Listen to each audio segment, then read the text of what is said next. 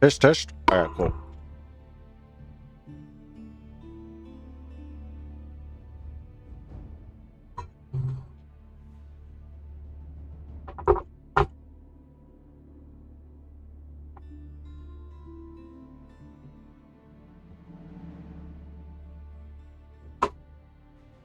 Okay, cool. Oh, my title's wrong.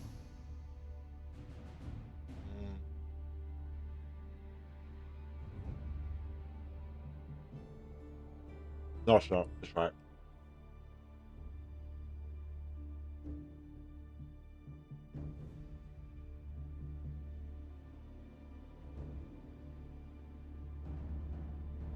Yeah.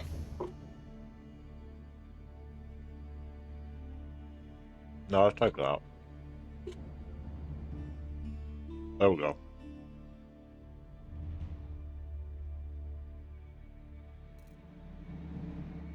Brother, they're in. I'm so behind.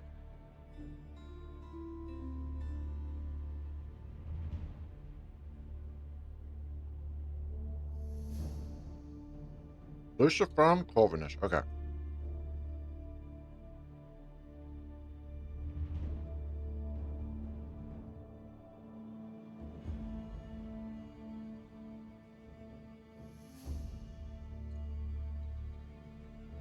Ciao. We're here. Why am I so dark? I'm not turning my light. Oh, my light's not on. That's why.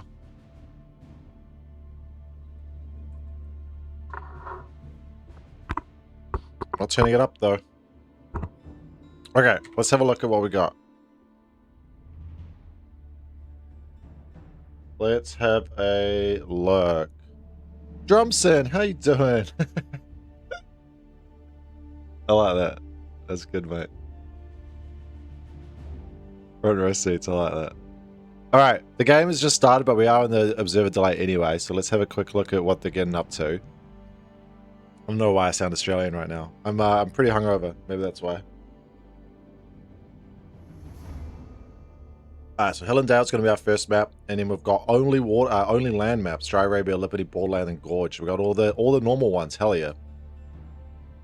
Civ-wise, Corvinus has done his weird thing again. And he didn't ban Ottoman. Didn't ban Ottoman, didn't ban French. Both players banning Macedonian. And in first pick's Jushi. But he would have had, yeah, second pick. And then getting Golden Horde. And Luci from picks Lancaster high up the draft as well. What the fuck is going on? Alright, got that down me. We're looking good. What else we got? And then first map, which was Hillendale, is going to be Sengoku against Abba.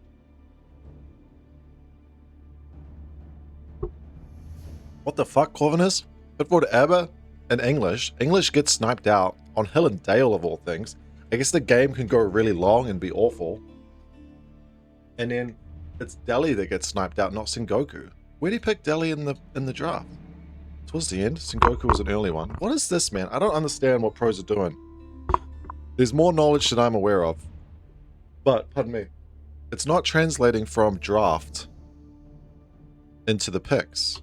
Like, the priority in the draft is a lot different. And is Delhi on Hillendale that bad? Yeah. Alright, anyway, who cares? Let's get in the game. Wait, VortiX has started their series as well. Is everything happening earlier? Because what... VortiX and Anotand, 4 o'clock GMT. That was...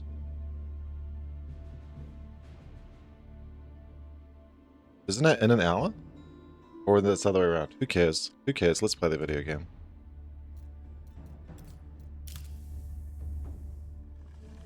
Let's play the video game. Let's go in. Corvinus, Lucifron. My mic feels like it's loose. If it falls down, I guess it falls down. Oh. It's going to be some low energy from me. I am relatively hungover. Alright, let's get stuck in. I'm sure this will pick me right back up as we go into game 1 of this best of 5. our second of the day so far. It is going to be in the yellow in the bottom left on the Sengoku Daimyo Lucifron. And then on the top right of the map, in the beautiful magenta, playing the Abbasid dynasty, it is Corvinus. So interestingly, yeah, Corvinus put forward English and Abbasid, and Lucifron sniped out English. And Lucifron put forward Sengoku and Delhi, and it's the Delhi which got sniped out. We see the first purchase of wood there, and for Lucifron,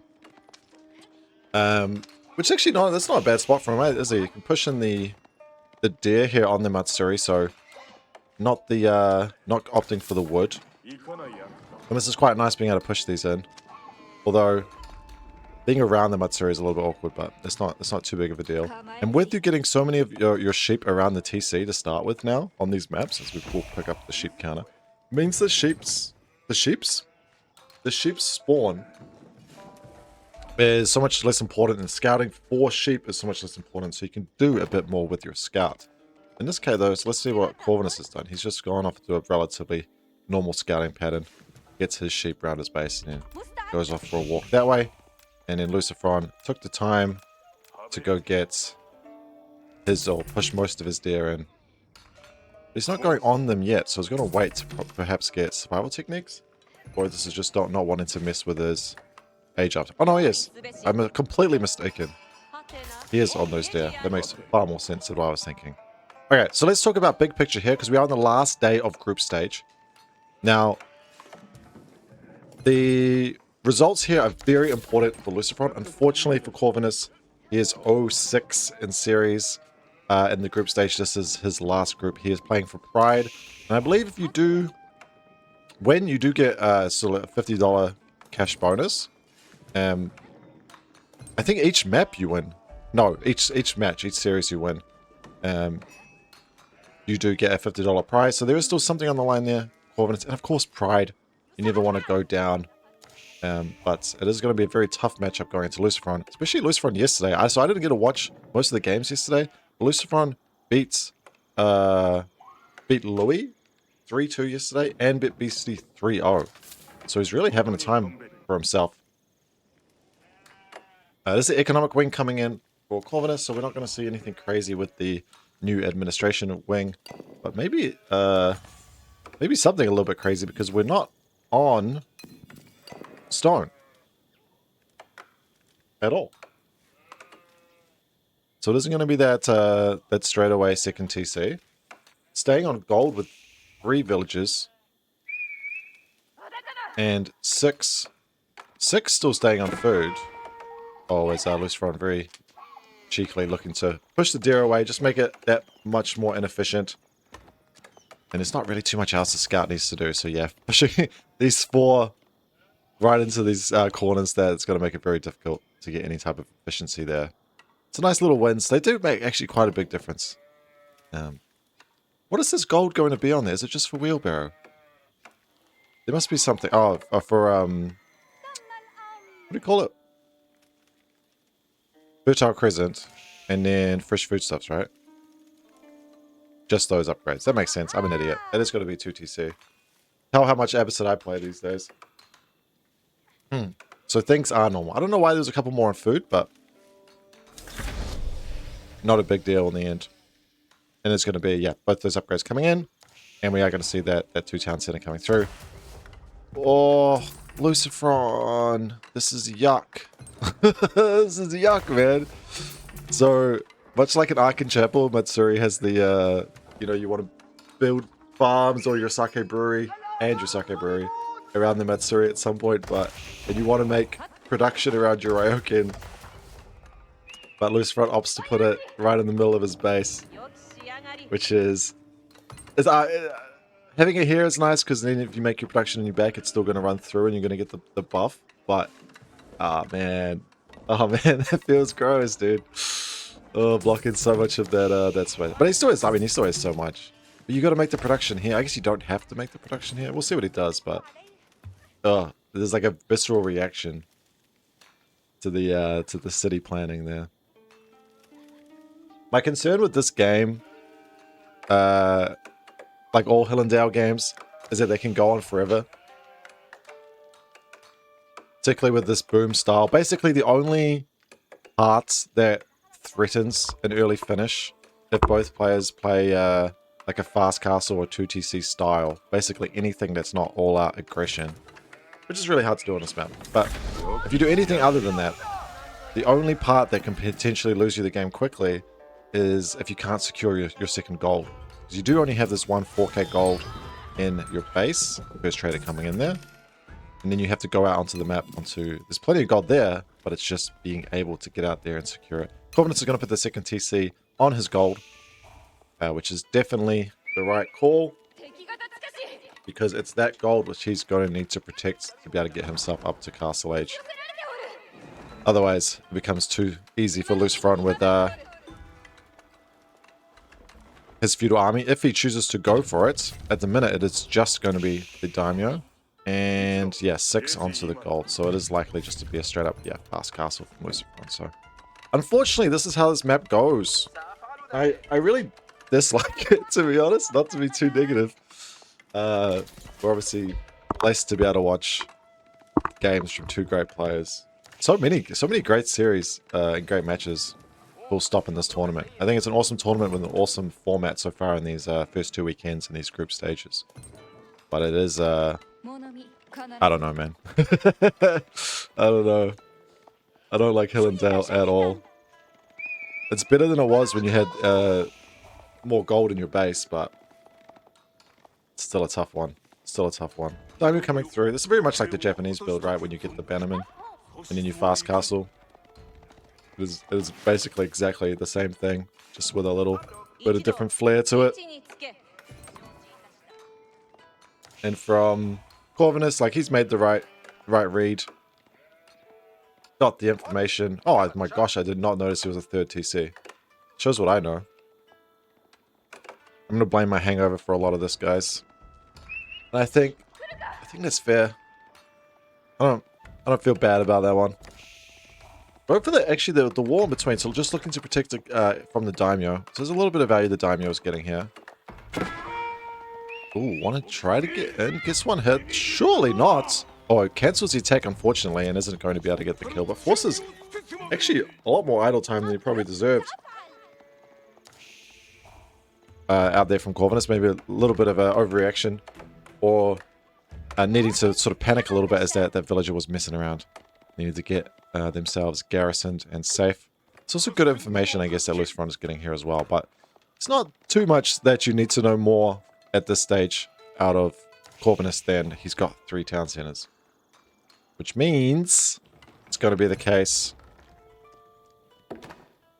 that Lucifron is going to need to take the game to Corvinus. Sakaburu comes in, and yes, all the mats are within the Matsuri, which is fantastic. This is so ugly, man. I hate this so much. It's fine. It's fine. He's gonna make the production back here now, though. Afterwards, just one going out to the stone as well to slowly get in those daimyo.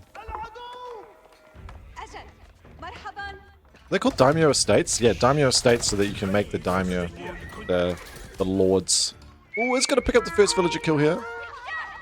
And we'll keep an eye on the relics coming in, as that will be, of course, the main thing for Lucifron to worry about. Where are these guys going?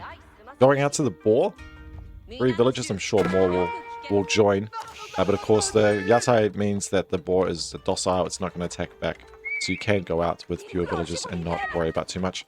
And it's smart there as well to go get all of that extra food on the map, as you know you're not really worried about anything out of Corvinus. 3 TC is going to be looking to boom up. It's a daimyo run past the first villager. Hello, daimyo Mountain Samurai. And isn't actually going to be able to pick it up. It's a little bit of a mistake. Oh, and the scout as well. Now these are they are feudal spearmen now, so you do have to be quite worried there, Lucifron. Losing 1 Mounted Samurai there and the scout is a big win for Corvinus, and he gets the daimyo as well. And now there's just 1 Mounted Samurai. That's a big win for Corvinus. Lucifron with these units are very powerful. Of course, he needs to get in here and do a lot of damage to make this worth it for himself. But he needs to, when you fast castle like this, you don't have the extra boom, the extra economy that Corvinus has, which means that you need to keep these units alive and they need to be getting a lot of value for themselves. Losing them is severely difficult. And he does have Ryokan, so they will be able to heal, but they heal quite slowly and it has to be out of combat. You won't see the little green plus above them for whatever reason. They decided that they didn't want to include that on the Ryokan healing. Another one goes down to these feudal spearmen. Very nice from Corvinus here. And he's actually got two parts of the wall up. Doesn't have the top or the middle here. And I think likely the case. We will just double check in on relics as we go. But I don't even think. Yeah, I don't think Luciferon's picked up a single one. He doesn't even have a monastery yet. That's a plan of state. Oh, I hate the positioning of that so much, man. But it's fine. It's fine. It's fine. That's a decent spearman count coming up for Corvinus. And he's got military wing on the way as well. So he's managed to survive to get his castle age. And not a threat of anything, really. Luciferon's getting +1 melee attack, so wanting to actually fight against these spearmen while they're in feudal age. Oh, it's going to be a good timing from Luci. Did he see this, or is he just expecting it? Because, oh no, keep going, mate. And he is going to get up there, and there's 5 villages here, but the wall is mostly done, which means they can get through. It's not going to be possible. Scout goes down there for Corvinus. It's not going to be possible to get the damage on those. And the gate was already up, which is really nice for Corvinus. Honestly, fantastic work from the man. He does have a point to prove in this series. Phalanx upgrade coming in, which feels pretty good. To be honest, that Phalanx upgrade feels quite nice on those Abbasid spearmen. And only 3 villager kills. Spoke too soon.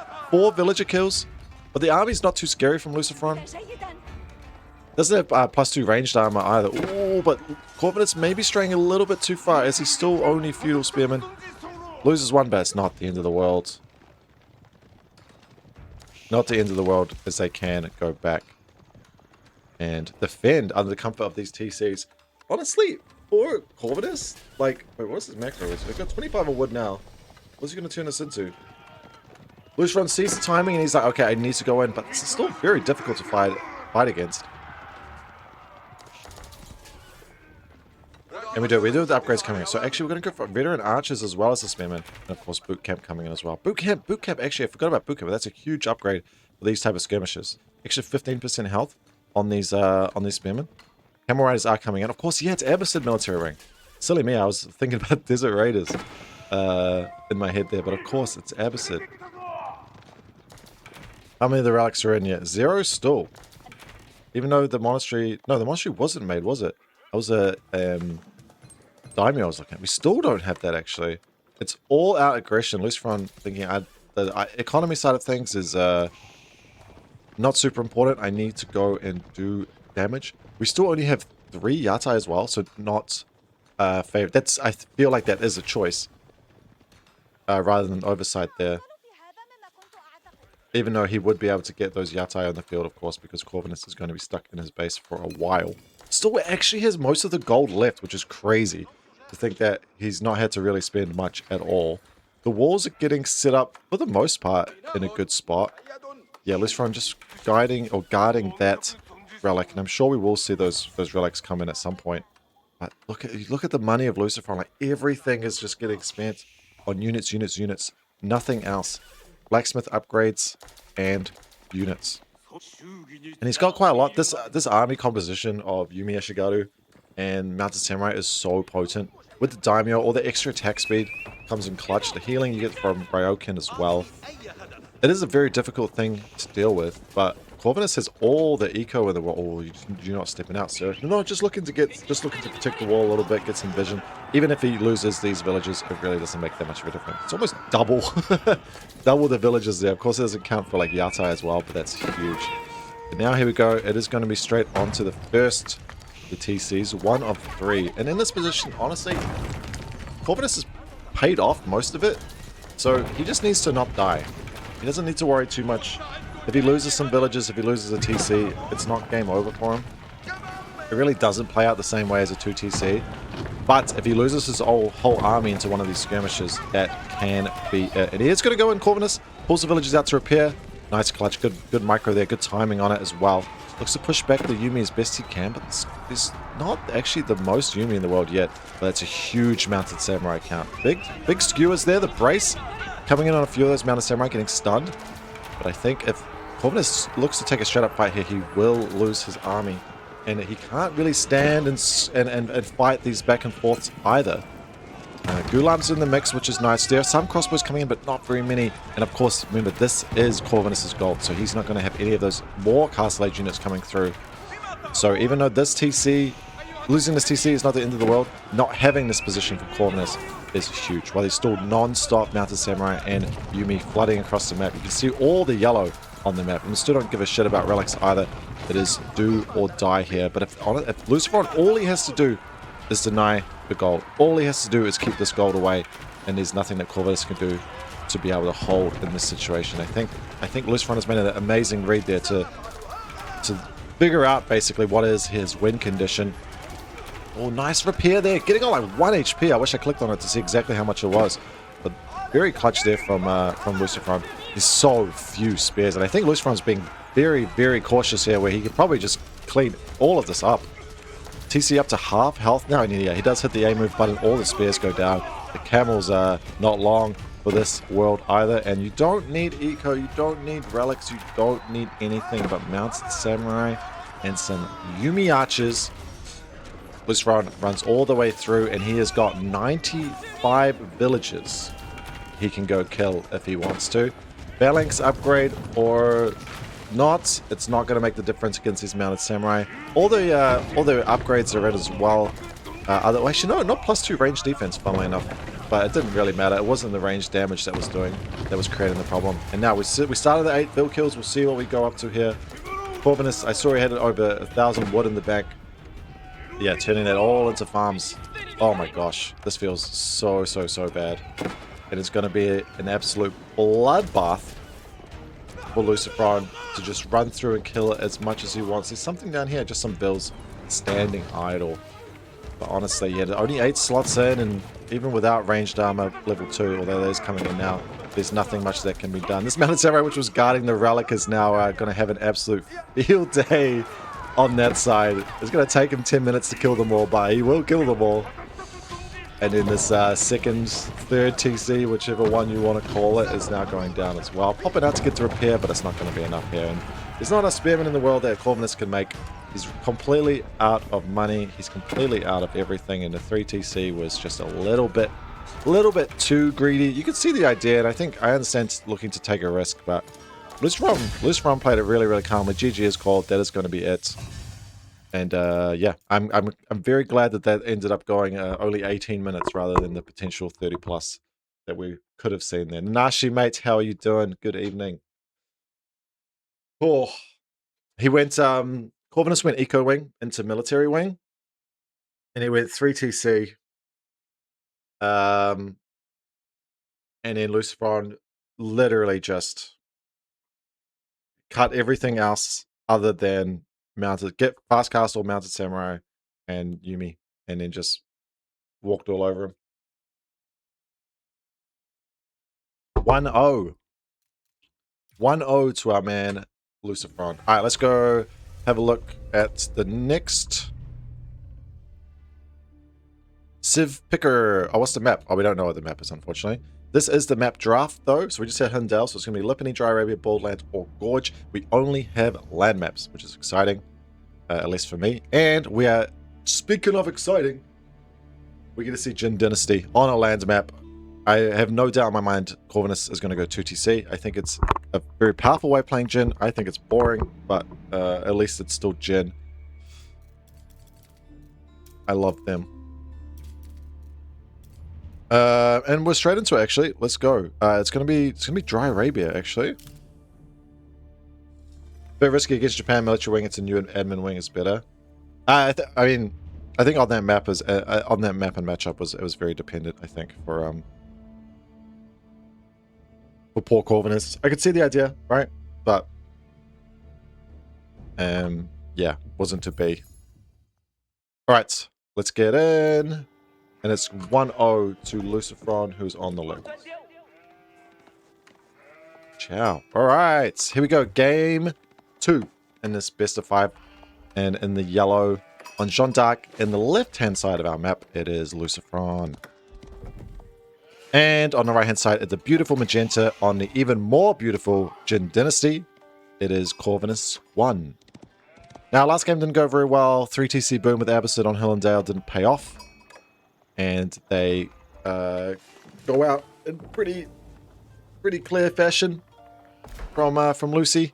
Despite his SimCity of his base being disgusting. It was pretty clean stuff there from Lucifron, who's going to go for that wheelbarrow start with Jeanne d'Arc here on Dry Arabia. And we are going to get straight into talking about and witnessing Jin Dynasty. So Corvinus plays a lot of Jin. He genuinely believes in it. This isn't a, oh, I've got nothing to play for in this last series type of pick. He has been picking them all tournament, even though it's not been going well necessarily. It is a civilization he believes in and has played a lot on ladder. It's typically a 2TC style, which is, I think it is strong.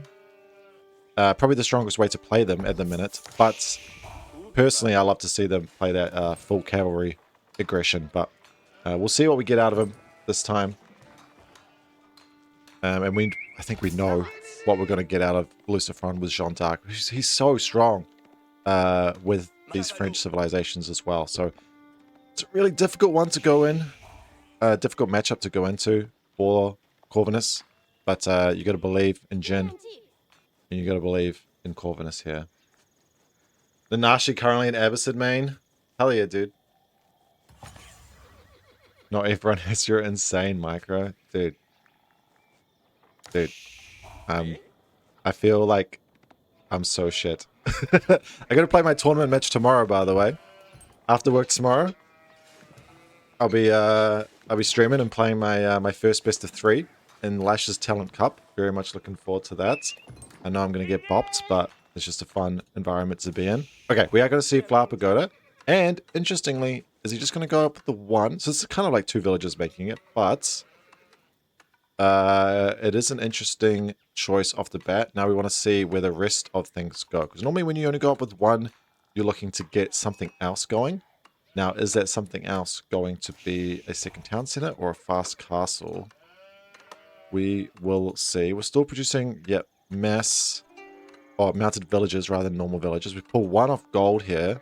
So we're just going to leave 1 there and go into wood. Okay, interesting. We'll keep an eye out to see whether it is going to be stone or whether he's going to look to get production up. I would expect you kind of have to get production up quickly against Jeanne d'Arc. The spears from Jin in Age 3 with the little Storm Lance upgrade, the little shooty firework, is pretty neat. It's pretty nice, pretty neat. Oh, yeah, we are going to get the second town center. Okay, so kind of what been expecting from Corvinus. He definitely prefers the Flower Pagoda. I think he thinks the what's it called? Great Pasture. I always get, I know it's War Stables and Great Pasture, but I feel like I just picked 2 of the words out of the 4 and then consider that the building. But he definitely rates the Flower Pagoda for the eco short, but also for that attack speed buff that it gives you if you place it in the middle of those fights. It's quite big. It's quite big. And particularly if you are fighting spearmen into knights, it's like having Tower of Victory or something, you know? So yeah, Corvinus, yeah, bit risky 2TC. I think it's the I think similarly Nanashi, I think it is risky, but I think Corvinus is going to play this entire series risky. It's be very difficult to beat Lucifron straight up. It's not been the series or the tournament that Corvinus would have wanted, despite, I mean, it's still such a win or such an achievement for him to have qualified for this event, the main event here in the Elite Classic. But yeah, obviously would love to get a series win on the board before he goes home at the end of today. At the end of this series, actually. This is the last one for Corvinus. I'm just going to quickly check the schedule here. Yes, it is going to be the last one. We're going to have Beastie B after this, and then it's Puppy MSN at the end. I won't be able to cast all of those today, but we'll do hopefully this one and maybe the next one. Flower Garden did come down on the stone. Those 7 villages are going to go across and make this TC on the deer. The first knight is on the field. So we heard the horse coming out there. He's going to go across the map as Lucifron, but he's not going to know where the second TC is. And he's not going to be able to deny it. But it is going to go towards the gold. But the good thing about this position for Corvinus actually is not only is it going to be on the there, but he does actually secure up this gold pretty nicely, which is really important in this situation, especially against a French Civ, whether it be French or Jeanne d'Arc. It's going to be melee, woman at arms, JD, by the way. But securing a gold is very important and kind of a win condition, to be honest, if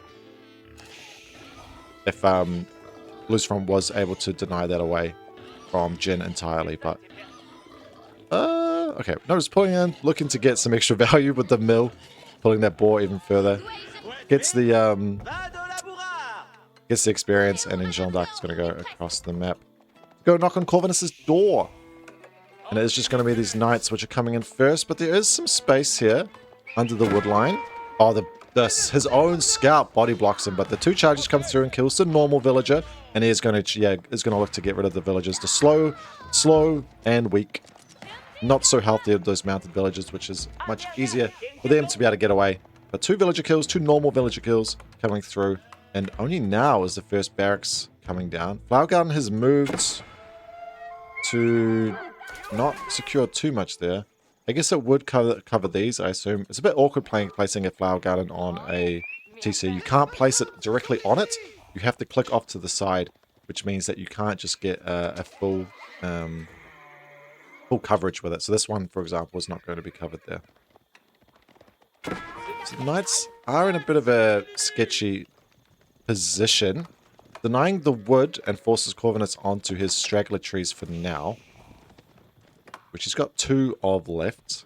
We don't see any grassland coming down yet, but of course not really needed with this style from Corvinus. War stable is going to come down though, and is going to be next to a grassland, or potential grassland, I should say. Survival techniques and +1 defense, range defense coming in from this one. It is no further production. It is just going to be the School of Cavalry and relying on the knights and a melee Jeanne d'Arc to deal with the spearman threat. So in a similar way to previous game, but the war stable's up, and it's going to be Mohe tribesmen which are getting queued up. So these are archers, but they're mobile archers. They do... Oh, another one going down. And experience now for Jeanne d'Arc going in, which is very important in a situation like this. The Mohe deal with JD somewhat, but the Mohe tribesmen, they're going to do next to nothing against the against the knights. And it is only going to be knights. So it's perhaps they're looking more from a raiding perspective. Force Luci into making towers, but towers alone will see them off. It's a nice wall here, and sneaking that in with a few villagers from Corvinus, trying to protect his wood line. Still nothing on gold yet. Oh no, there we go. Speak of the devil. It is going to be the switch to gold, as I do feel like Corvinus has to find some way to get Castle to have any hope. Oh, one of the spearmen going down. Of course, the worst thing about these situations is... Oh, get a little swing. Worst thing about the situations for Corvinus is all the experience that goes over. If JD gets level 3 and can put out those champions, it'll help deal with the spearmen even more. And honestly, he can just dive at that point. There's very little. We'll see probably a repeat of the last game if it gets that way for Luci. But still plenty of time before that's of concern. I think that getting the spearman count down is so nasty. Really, really nasty position for Corvinus to be. You need a spear mass to be able to disincentivize, prevent these knights from being able to jump in. Chivalry is on the cards as well, which means all of these knights, if they just stay alive, all of these units literally regen HP. So lots of value there. 3 villager kills, 3 normal villagers, should be said, kills. Consecrate coming in there. Good old JD. Actually, we're going to run out of things to consecrate. Oh no, I take it back. It's full commit here. Smelled blood in the water, did Luci. And I think it's not a bad shout, to be honest. And here's one of the problems that you have. It's a little bit better with Jin when you have mounted villagers in terms of space to garrison up. And of course, being able to run away with those 4 legs of the mounted villagers. But... you still do not have much space to put things in a TC. You do have to run them away. And one of them's going to go down. Heal comes in.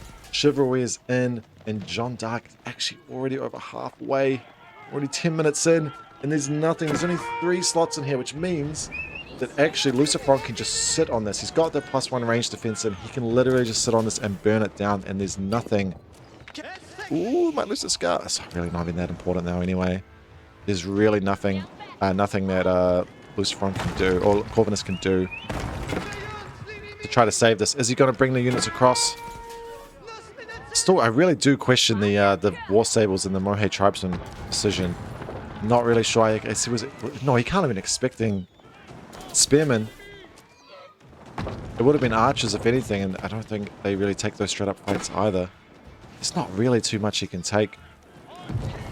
Or could have gone for Corvinus. As one of the villagers, unfortunately, is produced and pops out on the other side. The other 4 are alive, but they're not going to be for much longer. JD's not even taking any of the damage here either, which means it's going to be a lot more experience. 70 experience for killing a TC. I didn't realize it was that much. And just like that, she goes from like 270 to 400 experience. 70 XP for killing a TC. Oh my gosh. I'm not sure you go 2 TC against Jeanne d'Arc, man. And with that, as long as Lucifron doesn't lose JD here, she is going to get leveled up, and that will be it. Oh, there's just not enough spearmen. Getting a spearman countdown before was so big.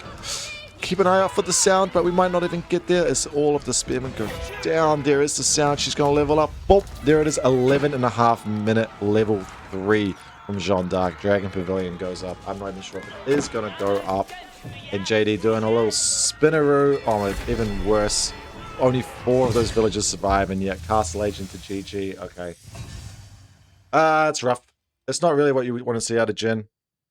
I don't like criticizing players that are a lot better than myself. I don't think it's my place to do that. Corvinus is an infinitely better player than me, but it does feel like he's kind of just throwing caution to the wind and taking these really risky strategies without much protection to try to get something on the board for this series and for this tournament. But I think we might be looking at a quick 3-0, I'm afraid. All right, let's go have a look at the Draftaroo. He put forward English again. Corvinus really wants to play English. He put it forward on the first one as well. Okay, so we're gonna get English. We're gonna get it. Lucifron's put Corvinus has put forward English all 3 maps, all 3 land maps. As every map is land, but still favoring English. I think we're gonna see 2TC again, and it's gonna be against French, which, you know, not too dissimilar to that game there was Jeanne d'Arc against Jin. So I think we're actually going to see a very similar situation. What is going to be the map? They're all land maps, we know that. It's going to be Borderland or oh, they're not in game yet. It's going to be Borderland, Gorge, or Lipany. I don't know. I mean, with Jin, you can't stand and fight too well against JD, but I think you just go Spearman Horseman, man. Play it on 1TC, go Spearman Horseman. Force the tri-comp, and then you can, you still can go into Mohei then and try to use the mobility factor. I don't know. I think it's tough, but... And I know Corvinus really does favor that 2TC style, and I'm sure he's played that matchup against whether it be French or JD a bunch, but... yeah, obviously... Also, it's like a player of Lucifron's caliber, right? It's not... There's no slouches in this tournament, but he's one of the... He was second to Homestead Cup. He had 2 amazing sets yesterday, which I haven't seen. I want to go watch, but these are yesterday's games. He beat Louis 3-2 and beat Beastie 3-0, and I thought Beastie has been playing really well this tournament. So that's... But yeah, who then went on to beat Puppy 3-2. So... Yeah, no slouch at all. Okay. So it's going to be French, English. This matchup is like super French favored. Like super French favored. I'm not sure, man. I'm not sure what we're seeing. Corvinus' draft is... Actually, the game hasn't started, so let's go have a look.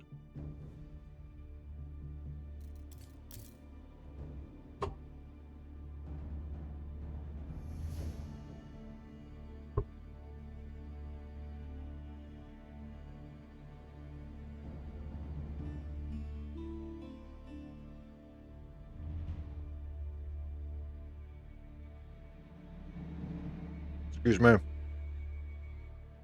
I'm pretty hungover, so I'm gonna like really not gonna be on point today, and also I'm just gonna eat and drink as much as I need to.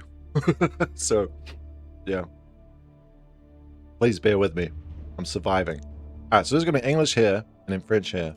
So what else we got? So oh my bro, look what Luciferon has left: Ottoman, Mali, and Delhi, and he picked Lancaster third.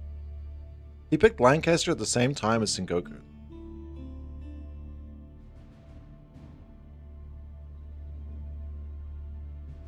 And then, yeah, Corvinus gets...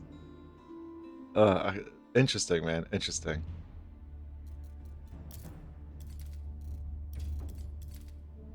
Very interesting.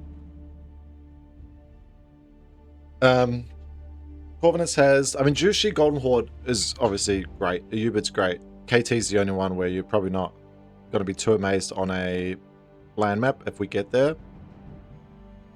But again, a strong 2TC civilization for Corvinus to play. But it's crazy that this, out of this draft, the civs which Corvinus has played is Abbasid, Jin, and now English. Which I think are genuinely by far the three worst civs that he has. And on the flip side, you've got Sengoku, Jeanne d'Arc, and French, which, I mean, Jeanne d'Arc maybe less so, but all, I mean, I don't know.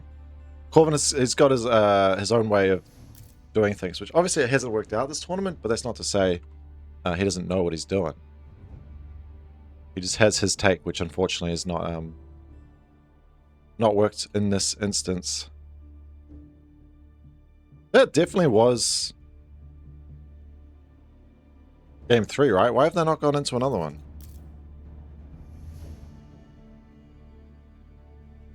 Did we miss a game?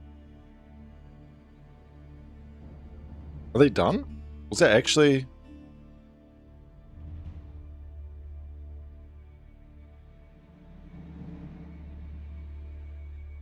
Can't go further back than that.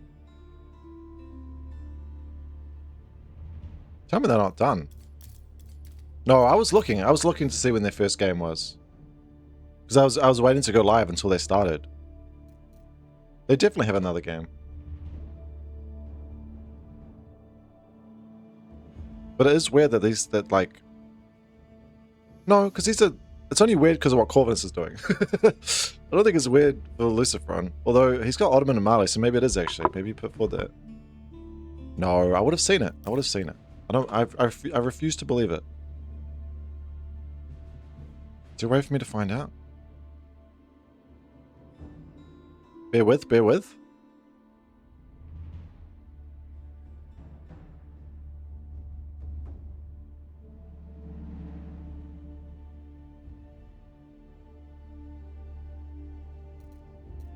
Oh, I know one way to find out. Match history.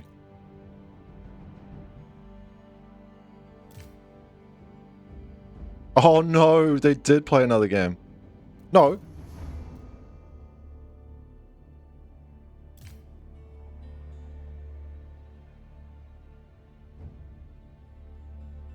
I think Corvinus gave up, or he dropped. Okay, so the game was 2 minutes 30. This happened the other day with Corvinus. And I wasn't sure if it was a crash or just a forfeit.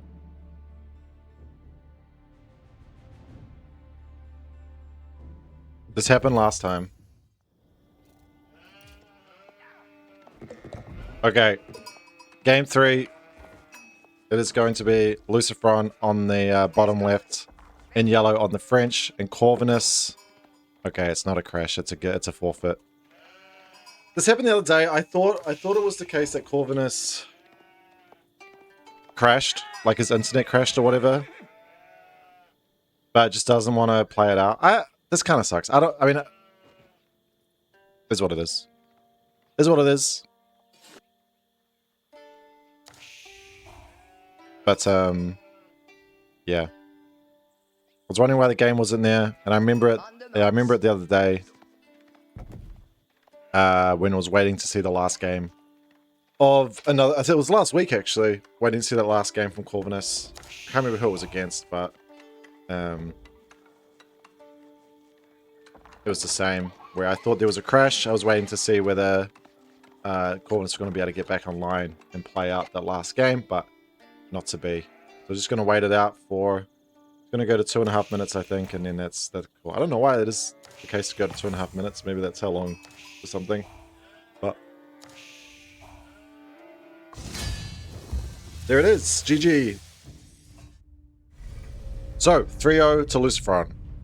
Very quick sets. And that is going to be the close of the tournament for... Sorry, close of the tournament for Corvinus. But that will see Luci almost certainly progress, I believe. So this is going to be actually a 3-0 Luci over Corvinus here. And if we scroll up and we look at Group B, is this going to be big enough? Maybe I can zoom in a bit more. Group B here. Corvinus is unfortunately going to finish the tournament without a series win, but winning 5 maps still. Luci is going to be pushed up to 5-2, which is, yep, is going to confirm his progression here. But what is his potential seeds? So obviously, so Puppy and B are still to play. Puppy's got to play MSN, and Beastie has to play B. Which could still see B to go up to... Oh, I got to do games. So the tiebreaker for this is, first of all, sets. So Luci is on 5-2 now. And B can potentially go 5-2, which would also push Beastie to 5-2 as they play against each other. And of course, Puppy... Oh, who's Puppy playing? MSN. Puppy could also go to 5-2. So, okay, so the seeds are still very much to play for here, for the top 4 in Group B. The tiebreaker after that, it goes to games 1. So this number on the left, basically, is the one that you're looking for. If that is still even, then it goes to the head-to-head. So who won in the series that those two players played against each other. So I'm not going to try to do the math now, but it does mean that actually everything is still up for grabs out of these 4 as to where they land. And where they land in this top 4 is very important as we scroll down to the playoff brackets. First place goes straight through to the semi-final. Second place goes into the round of 6. And then third and fourth have to battle it out again in the rounds of 8. And it is cross group at that stage, but that is it's a difficult place to have to then play through all of these best of 7 series just to be able to get a chance. Whereas first place goes straight into the semis is such an advantage. Not that that's how it worked out in Homestead Cup, which had a similar format. Of course, the players that made to the finals there was B and Luci. And B and Luci were not top of the group. I believe it was Beastie top of the group and Marine Lord, who went straight through into the semi-finals in that one. Okay, let's have a look at Group A and the schedule. So at the minute, VortiX and Anotand are playing. Next up, we're going to have a look at Kiljardi and Valdy. And that important Beastie B game is going to be on the main channel, EGC TV. And there's no way I'll be able to still be around to watch the last one, but we'll see what we can get done. So having a look at Group A, Wham is clearly out in front. The only one to have won all his series. Has he played yet today? No, he plays last today. Demi bit Gully earlier today. That one was played before EGC even went live for scheduling reasons. Now it's Anno VortiX, right? Where are they up to now? I'm just going to quickly look in game, excuse me. They are... Ooh, oh, Anotand's just jumped in. Oh no, Anotand made this game for whatever reason. They just swapped who make the games. They've just started on 4 lakes, Anotand VortiX. So we'll probably go have a look at that, to be honest with you, as we wait for maybe a little bit before Kiljardi Voldemar starts. But we'll keep an eye actually on the draft to see whether it's that's going to come through. But looking at Group A, yeah, still plenty to play for as well, right? So Wham's way out in front. VortiX, Anotand is fighting for... No, probably not fighting for his life, actually. No, he can't get knocked out. These four are going to be the ones to go through. But the seeding is still there. Anotand potentially can finish 5-2, which would mean there's plenty of chance to get into those higher seedings. But I don't think it's completely wrapped up. Wham, VortiX... If Wham loses and VortiX wins, there's still a chance. But it would come down to map score. And Marine Lord can also get up there as well. And Marine Lord is playing Wham, so that could potentially be a game to top the group, which is a very interesting one. And Marine Lord Wham make for some great series. Great series. Okay, let's go have a look at this next game then. Bear with. And also, where are they up to in there? Let's have a look at EGC quickly, just to see what the score is. It's... Oh, this is behind, man.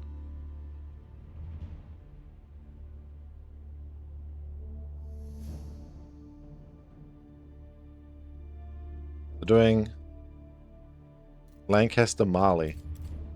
Well, they're already starting on 4 legs.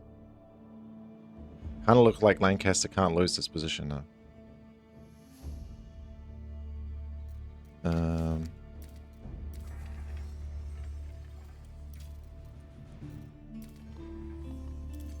Bam, bam, bam, bam, bam. Oh, I think it's... Oh, actually. I do know the result.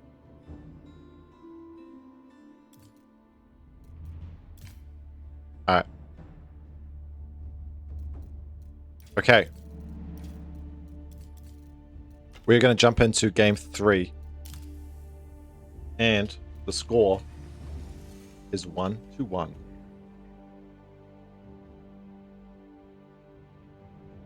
I think there'll be a little bit of observer delay still. Let's have a look before I say anything too much.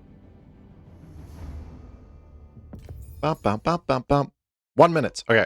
Let's quickly look at the... oh, fuck me.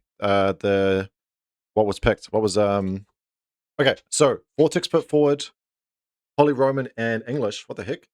And Anotand put forward Ottoman and Knights Templar. This is 4 lakes, by the way. And VortiX sniped away Knights Templar from Anotand. So, wanting to play against Ottomans on the water map rather than on land does make some sense. And not play against Knights Templar, which are very good on these hybrid maps. And English HRE for VortiX was put forward and snipes away HRE. So we're going to play English, which is... English is a good water map, but not really. 4 lakes not as much, because it really is that Admiralty bonus for the ships, that extra range, which you're not really clashing as much on these lakes as you are in like a Holy Island, or even a lakeside potentially. All right, let's get into it. Let's get into it. Alrighty. Spawning in on the top right of our map on 4 lakes. In the yellow, it is Anotand on the Ottomans. And in the bottom left, in the reds on English, we have VortiX. Now, this is game 3. We didn't watch the first 2 games. They are on the main EGC stream. So for whatever reason you're looking at this here, keep that in mind. Those games were played there and is currently being streamed there as well. Or if on demand, you can go and find that there as well, if you would so like. Or if you like to sit around and listen to my hungover casting. I do appreciate that as well. Though I would not blame you in the slightest if you did it. I feel like getting a single sentence out is a achievement for me today. But I'm just glad I'm up. This is actually a decently important situation there. Oh no, VortiX doesn't dive through, but all the starting sheep there from Anotand hadn't been picked up, as he prioritized going and finding the deep sea fish first. Although I think on this EGC map, yeah, it's basically always in the same spot, so it doesn't really make too much of a difference whether you send your scout down there or not. But did go that way to start with. Last series we saw was Corvinus1. Wasn't the greatest series in the world. A very quick 3-0 with the third game sort of being Corvinus throwing in the towel there. Opting for the forfeit on that third game to close out the tournament for Corvinus and see Luci definitely progress to the playoffs, but exactly in which position we do not know. And the same for these two players. Welcome back, Nanashi. As to exactly where these two can finish. They should both progress. I think it's impossible. Yeah, it is impossible for them not to progress. Our top four, these two in Group A are going to be in that mix, but exactly what order, we do not know. And very importantly, that order does make a difference. First place in the group goes straight to the semifinals. Second, straight to the quarters, or round of 6, I guess. And then the third and fourth players are going to have to go into a round of 8 match. So a lot to have to play for if you do end up in those positions.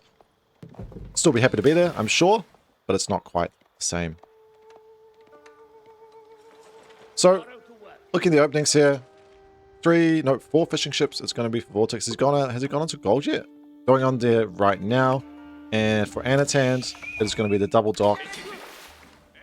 We're going to have another dock here for VortiX as well, I'm sure.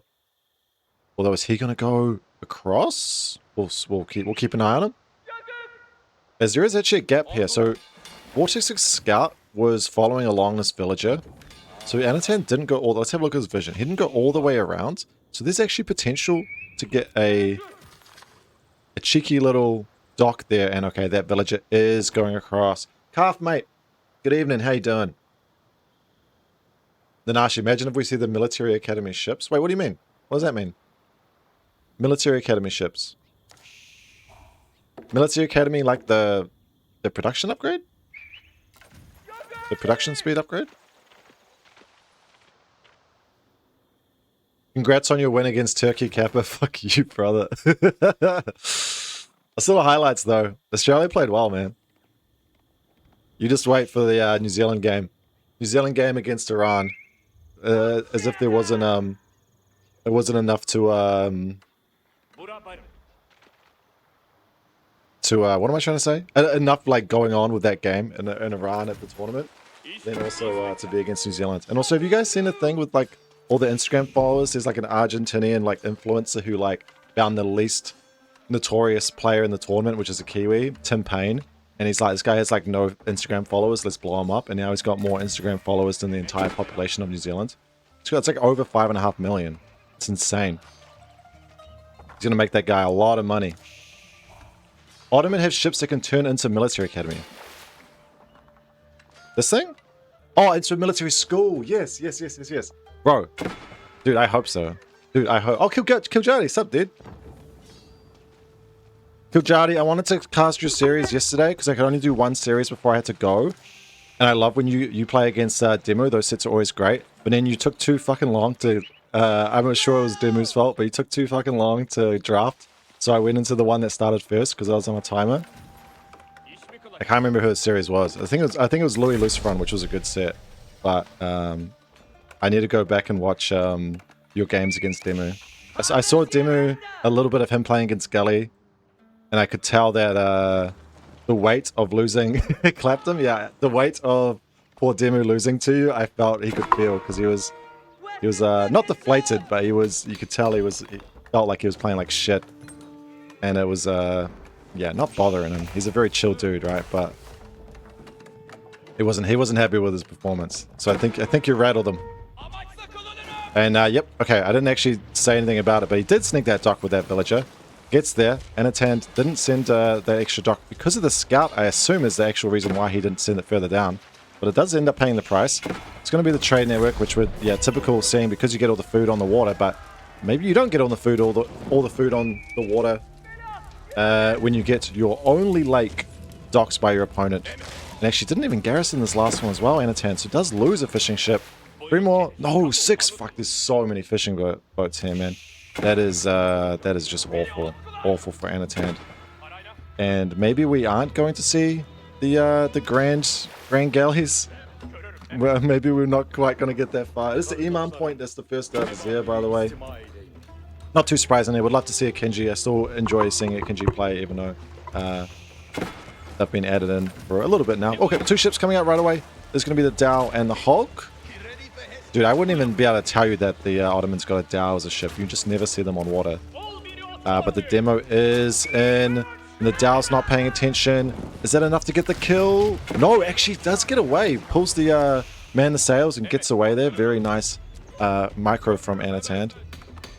Nothing lost there for Anotand on the land, but still very difficult. Scout trying to get some damage, but there's a lot of ships on his lake.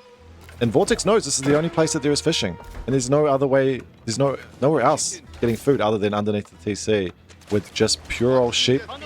This Hulk is going to get caught. I think this time it does, and it is enough to kill it. Another demo ship there for Anotand. Oh, coming through, only hitting the galley. There are, I think, kills going down on the wood line. I think, yeah, one villager does go down. Even the imams are healing, not enough.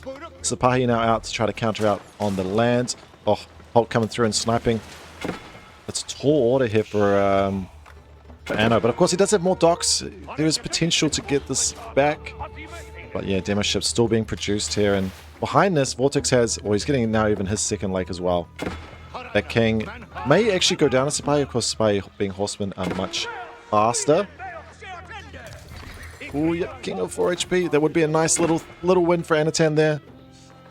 But securing up, yep, the king goes down, and we hear that confirmation. Securing up this water is definitely the main thing. 3 ships, 1 of each, sitting here for VortiX, and he's not producing anything more out of the stock at the minute. Doesn't have much in the bank other than food.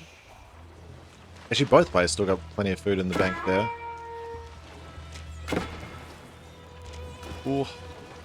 Chasing it down. We are producing Hulks. Boom. But it does go down, and there's just no eco coming through here at all. We've got 3 traders in the Sultani trade network. There's just a bit of gold coming through passively, as we can see. Yeah, 78 a minute. It's not too bad, actually. As these units trickle in, and VortiX is really good at this multitasking. Both Luci and VortiX are great on these water maps when you need to do a lot.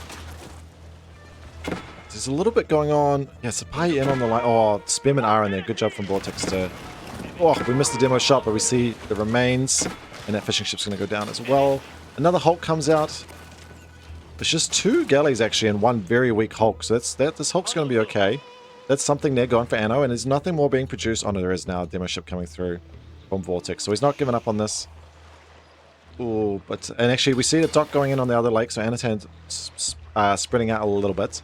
As much as he can afford to. He's got a lot of wood in the bank there. You can get a couple docks there and get things going. But the fishing is, I mean, almost non-existent. Just a little bit of shoreline fish in there from Anotand here. Whereas VortiX is still scaling his. 28 on wood there as well. Demo ship coming in from VortiX. Oh no, he gets both fishing ships. Demo ship comes out. Dao comes out. Hulk comes out. Anotand does produce them all at the same time to make sure he's not getting picked off one by one. Saved up, got them all out. That Dao was low. This demo ship's not able to do too much, but 2 Hulks here. They're going to be able to fight against this 1 galley and 2 Hulks. I mean, demo ship might be able to come in here. It's just this 1 galley. Oh, there's so much going on even on the land, but does get in. Okay, Anotand, and its demo ship comes out. Oh, it's going to get both. No, it can't get both, can it? No, he's going to spin it off. Good job, Anotand, responding very quickly to that demo ship coming out. One of them goes down the Hulk, but this dock is on less than half health. It is just a regular old dock, and it's going to be a Hulk coming out. But I think if Anotand produces a little bit, no, he's straight onto fishing here. He might be okay to secure himself back up. But it is a huge, huge fishing deficit now that he has. You see the worker difference, and well, actually the raw number of fishing ships as well. Actually cancels the Hulk. It is going to go down. Okay, Anotand regains that lake. This lake is now getting popped with 2 docks, so it should be difficult there to sort of snipe this. There is obviously, not snipe it, but like counter dock this one, but there is a gap there, so theoretically possible. For himself, VortiX, yeah, another dock getting added down here. We've still got the 2 here. Not producing constantly, but plenty, and we see a lot on gold here for VortiX as well. So we are going to look to get to the castle age. He's got plenty of eco behind him to do this, and it's a nice little timing for himself. Conversely, for Anotand, obviously had to spend everything he could on the water. So no military schools. Just sitting with that starting 50 stone and nothing else to do with it. It's got 2 production buildings. These guys aren't even rallied anywhere. And the blacksmith, but nothing else going from. There's no eco to be seen and no way to get Castle Age. Whereas VortiX is about to start ticking up. Akinji are out. I didn't even see that one. We got the second point with the Akinji, which is a great raiding unit actually. But it's less great against the English, and particularly into longbows. I think it makes it a very difficult position to get much use out of it. So I was a bit actually surprised to see it, even though I think on this map there's a lot of logic to it. Oh, he goes down. A lot of logic to it, but it is a tough position for him to be able to make them useful in this game. Does see the white tower though, so Anotand knows exactly what's going on, but he's still sitting with 25 on wood. Some imams that don't really have much to do, and we are going to more production, so it is going to be sticking around in feudal for a while. Somehow, some way, needs to find a way to not die here very, very shortly. Just a 5 on gold as well. It's so much fishing that's sort of catching up now for Anotand, but catching up is not going to be enough. The Lancers or the Knights coming through for VortiX now, and his army is going to go across to knock on the door. Not too much to pressure. But the thing with Ottoman is like, it's amazing having all this infrastructure, but it does create a sort of an attack point. Sort of the gold and these buildings give you a lot of value if you can deny.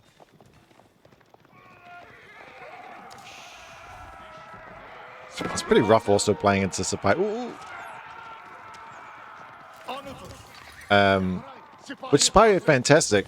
I never ever want to say anything that makes it seem like Sapai don't do amazing in any situation. It's not really going to help you here against Castle Age Knights. Does deny the gold. Oh, gets 1 knight on the backside too. Up to 10 worker kills. Most of those are fishing boats as we saw. But, oh man, just sitting on top of the gold. Decent food bank now for Anotand. Decent income there too. But nothing to really do with it other than making Sapai and some spearmen. Which are the units you want. Archers as well actually coming through. First Meta also looking to come out. But man, this really going to be no ability for Anotand to be able to fight much of this army, these Castle Age units. This doesn't help either. They do go back to work now. Another archery range getting, it's just pure production. There's no chance of getting up to Castle Age unless he's able to secure his gold. Just got the 3 traders in the bank to produce that passive gold, which is something. But unable to sort of commit more to that either, as making the traders still costs a hell of a lot of money. Spearmen do force these guys back, which is nice. These wood lines are going to be so exposed though. This one's exposed, and God forbid if he has to go out to these other 2, that's some trouble. Okay, one of the docks goes down on this side. Another vizier point coming in. Let's have a look. Well, we're not going to be looking at it right away because he's got to deal with the fight. Now, these archers are doing a good job picking up the spearmen, which means the Sipahi are going to have a better time. No, not very many knights here at all. There are 6 knights, but just 1 here. So this is a good pickup here from Anotand. Plenty of military. Oh, there's the rest of the knights here, and that should be enough to clean up everything here. Unless spearmen come in. The heroes, the woodline defenders are coming across. And with enough units... Blow it up! Blow it up! Oh, Anotand! Very nice! I take back everything I said, and oh my god, I can't believe I didn't believe in the Sapai. Of course they were fine, dude. Adding in a demo ship as well. Obviously, it's not going to do as much killing knights as it was against a big infantry blob, but honestly, just even getting the damage down on them, as they can't, well, they have to go back to heal. They can't just stay forward. Gives Anotand a bunch of time. Now, is he going to move out to gold here to try to get himself up with this? No, not even looking at that yet. Still just thinking, okay, I'm just going to go units, units, units, units, units. Already got basically like 115 supply. Okay, I mean, this is a big, big army. It still gets very dangerous from, and actually, VortiX's eco is very interesting.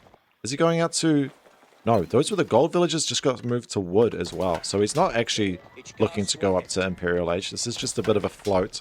And yeah, 44 now on wood is going to be a shit ton of units coming through. And Men-at-Arms is going to be the choice, actually. And especially with the upgrade here, this one armor-clad, extra +2/+2 armor.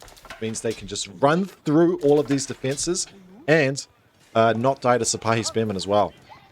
So the archers are going to do literally one damage. There's nothing else that can really be done there. Looking at the Vizier point, did we get... Oh, we got Anatolian Hill, so needing the food. I was wondering if we were going to get the defensive one, the extensive fortifications, as those crossbow bolts against heavy can do a much better job against these castle age units like knights, like Men-at-Arms, but not making that much of a difference. Anotand... Oh, now he has gone out to the gold. A little bit later than thought he might, but he's committing mostly then to just so many feudal age units. The Men-at-Arms aren't here. Everything is upgraded, though. King goes down. That's a nice pickup. And there's a lot of units. And this is not a very big army here for VortiX at all. And all the spearmen getting picked up makes it so good for the Sipahi to be able to get on top of everything. The switch to Men-at-Arms took a while. I mean, these are only early Men-at-Arms, man. These are Dark Age Men-at-Arms at the minute. It's going to take a while for all these upgrades to come through. He's only getting it now. So actually sleeping a bit on getting the upgrade, even though he got armor clad in right away. It just took some time to get those through. Didn't have the wood. The macro difference is actually paying huge dividends for Anotand to be able to collapse on all of this. And I thought it was going to be the case that Anotand was just going to end up falling over once these castle units got there, even if it was just the knights, let alone anything else. And I was completely wrong. Boom. Men-at-Arms upgrade comes in. There's still one more to go there before they get to that castle age variant. Is that right? No, because is it Vanguard then early? So these are the castle age ones now, right? Yeah, those stats look castle age to me. Yeah, okay. No, it must be Vanguard then early. Yeah, of course, early is the name for the feudal ones, as you normally get Men-at-Arms and castle. Showing my ball knowledge is lacking. Anotand gets himself up. Upgrades coming in. We're going for Sipahi first. We're going for +2 ranged defense. And it's a lot of longbows now coming through for VortiX on top of Spearmen and Men-at-Arms. And the crossbowmen all get queued up for Anotand as well. So does see the Men-at-Arms, does know that's the problem. And when it looked like, okay, he's going to have absolutely nothing to deal with the Men-at-Arms, he finds the castle age timing somehow amongst all that. He's got his vision all rocking. And now he's in a good position. Next Vizier point does come in. He might be looking to add more military skills, but he's actually unfortunately going to lose at least one here. Not wanting to take the fight until the upgrades come in, of course. This army by itself doesn't look very scary at all. There's heaps of reinforcements flooding across the map, but it's going to take a while to get there. Sipahi jump on the first wave of the reinforcements, and there's a lot of longbows free to get slapped. Spearmen, there's only 2 spearmen in here total. There's a couple of Men-at-Arms that are going to tie things up, and actually Men-at-Arms are doing a very good job of that. But the Sipahi is still there in some numbers there. Actually, they're doing a good job. This spearman was a hero, by the way, dealing with so many of those Sipahi. And the Men-at-Arms, I think, are going to be almost impossible to deal with at the minute. Did we get the Janissary pull? I'm not sure what we got. We got an Advanced Academy, so looking to get the production speed of the military skills, but that's probably not going to be doing too much for him when VortiX is already on top of them. One dead, second one gone. There's nothing else. Right now, we got 2 here in the back and adding stables as well. But that was the fight that we thought was going to be happening before. 3 +1 relics coming in now for VortiX. There's only the 5th one sitting here on Anotand's side of the base. So very nice there from VortiX. As soon as he was able to spend that bank, everything just changed. And the Men-at-Arms switch was definitely enlightened to come through. I mean, he could just dive under everything at this point. There are just so few units left for Anotand. Picking up some reinforcements there. I think the rally point maybe got misclicked. But VortiX does obviously figure that out now. Getting some decent units picked off. Oh, the meta is going to go down from the back, though. And there's... Oh, or maybe not. Now it does go down. There's only a handful of Sipahi. And the archer's trying to run through. Oh, and the crossbows are here, which is very dangerous. These crossbows go down. He's got nothing. Men-at-Arms living large under the TCN. Okay, that's enough. I mean, honestly, Valiant from Anotand. Valiant from Anotand to try to hold on there. I thought he was completely donezo when he wasn't going to be able to get Castle Age. And then not only does he take a good fight, Demo Ship is honestly not the thing that turned it, but it did work in his favor.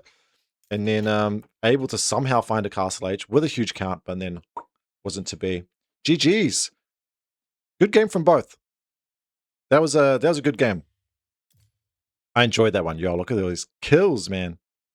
99 to 98. That's the reason VortiX won. Let's have a look at the resources gathered as well, because isn't this crazy? Okay, English eco sucks ass because VortiX killed so much on water, so much fishing, and Anotand didn't really have like military skills, like, but that is the thing normally with Ottoman, is like you got less eco, but you get more value out of having those. So there's just no real eco bonuses here at all. And then, bruh, VortiX only really starts taking off a little bit later. Food, yeah, obviously much higher for VortiX, right? That's the difference. But I'm still surprised. So basically, while VortiX is getting everything in from fishing, and he already has that set up, Anotand is having to, you know, chop trees to get his own fishing set up, which sets him so far behind. Wild game. I don't even know why I ever look at score. Okay, go next, go next.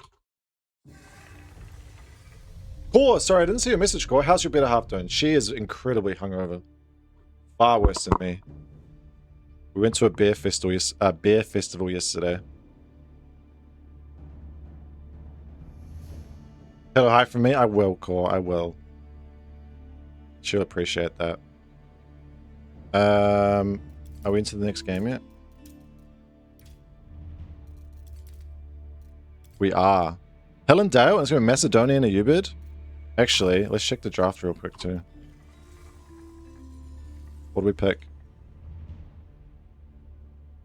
Macedonian Golden Horde. A U-bid French. Been no-no for the French and no-no for Golden Horde. A U-bid Macedonian. Okay.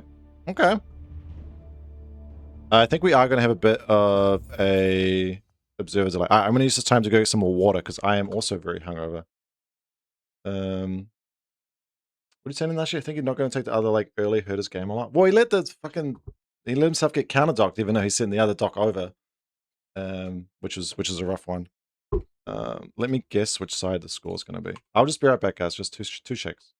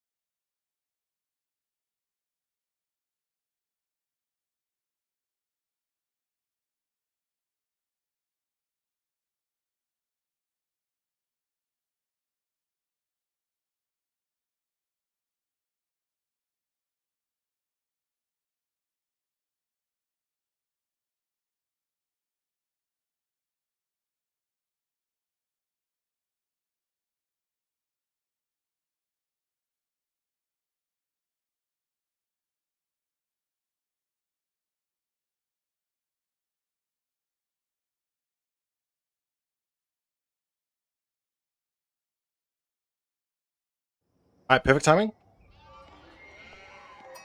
Terrible timing.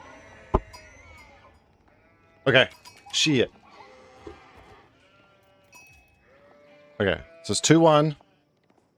VortiX over Anotand, which is... I got the scores right. Okay, cool. Alright, spawning in on the top left in the color red on the Ubids. It is our man VortiX. And in the bottom right in the yellow on the Macedonians, we have Anotand. Alright, two things I have to say. One, Core, if you're still here, Grace says hello. And she's doing okay. She doesn't feel nauseous anymore. And the second is, when I got up, I wasn't feeling very well. So instead of dealing with it like an adult, I'm gonna hair of the dog it.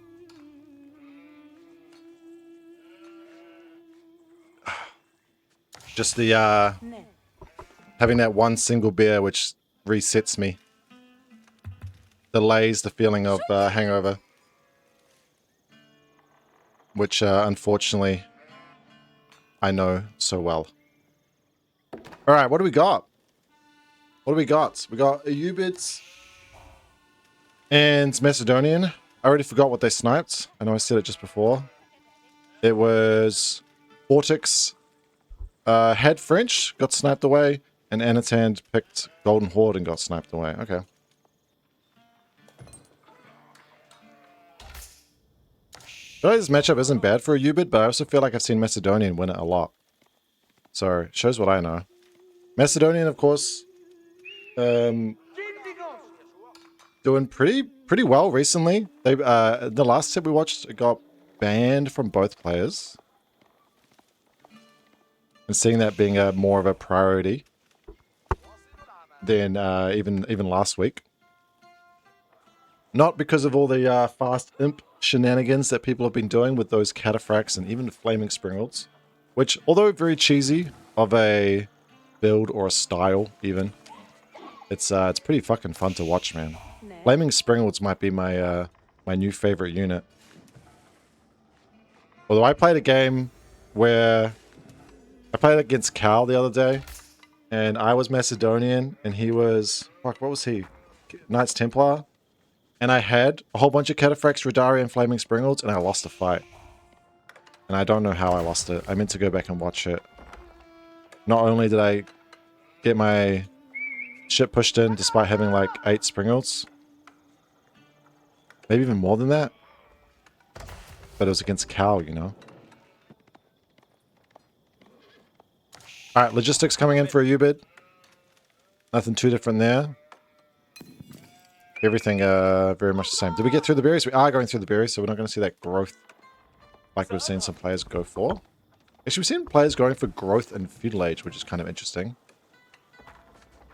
If Macedonian, believe it or not, it is going to be the Hippodrome. In my opinion, Yuba needs to harass Macedonian to delay their silver generation. Usually always feels like the other way around, right? A Yuba just want a fast castle and not have to play feudal. We got plenty on wood though. From VortiX, 10. Only the 3 on gold. Bit early to tell what Macedonian is going to go for at the minute. War camp coming up. Oh yeah, interestingly, Anotand does opt for the house first. Rather than that war camp in the Dark Age. Wheelbarrow is going to be the call from VortiX, which means this isn't going to be that typical fast castle. So the Nashi, you might be onto it here. But we'll see if we're going to see production come down right away. Okay, with feudal age, these bad boys come out. It's going to be a stables and a stables. There we go. So, Desert Raiders, almost certainly, against these initial horsemen that come out from the Hippodrome. Anotand trying to grief VortiX's dare a little bit, but honestly, just kind of helping him out a little bit. This one is, yeah, often Madagascar, unfortunately, but damn. Otherwise, just helping him get rid of them, man. Nice guy. First horseman coming across, but of course, we've seen this I mean, it's been nerfed. It's been nerfed, but one horseman ain't going to be enough. And now, actually, nope, VortiX is going to go for that fast castle now. So I just wanted to get all that extra... Actually, did we see this the other day? Wasn't it? Was it Luci or was it VortiX? Extra stables into not producing out of them. But it's going to be a lot of aggression then, as we got the Varangian Stronghold coming out. The Arsenal only just coming in now, actually. So much aggression, or prioritizing it so much so that not even wanting to get it as soon as Fuel Age kicks in. Opting for the production buildings and the units. So now we are going to get basically the typical, which is the Macedonian harassing the Ubid who is trying to fast castle. I take it back. It's going to be the Desert Raiders. Using the gold for them. So respecting that the aggression coming from Macedonian.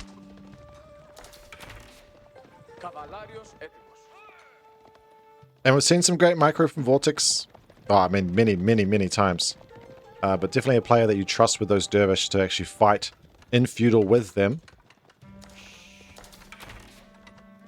Tower is going to be the call. And Anotand sitting one of his horsemen on the scout. Horsemen are faster 1.88 to the 1.62 of a scout, which means this one probably actually will go down. What was the sheep count? Actually, VortiX got a lot more sheep. Oh, maybe not, maybe not. And yeah, at least here, VortiX is nice and safe. There's the Hippodrome Horseman Champion. No, well, unless the Stealth Forest. Nope, it doesn't. Sometimes it griefs you and they lose vision and they can't chase. But alas, the Scout does go down. It's a really annoying one, actually, but VortiX can just remake it because he does have the stables at least. But it is a really annoying one to lose that information, particularly when a player is aggressing you like this and you're worried about whether they're going to cut and then end up aging up, or whether they're going to really all in you. And in this case, Anotand is doing anything but cutting. Doesn't even have anybody on gold. Of course, you don't need it for your upgrades as Macedonian. Very greedy here, Anotand, trying to go for a tower when your opponent is making units. One of the villages goes down. I'm not sure if just one is going to be enough to get up a tower. You typically see this when someone is naked fast castling, as they don't have any units to deny you, but Desert Raiders, they can shoot. And now I'm going to try to... Woo! It is risky, though. Killing the villager but losing a bunch of these Desert Raiders would not be worthwhile. And Anotand is going to have to commit quite a bit to making sure these go up. He's actually got... Because he's not on gold, he's got no silver. So there's no chance for him to get upgrades on any of these units. Plus, any of those, the military upgrades, those blacksmith type techs that he gets. Oh, his horseman snuck around. Actually, no, he does say Anotand. Very nice work there. But I was just going to walk back as well. This is a disaster. No gold, and with the blacksmith techs, you need to get on both units. Oh, and unfortunately losing the hockey, the control groups there. That scout was on a different one.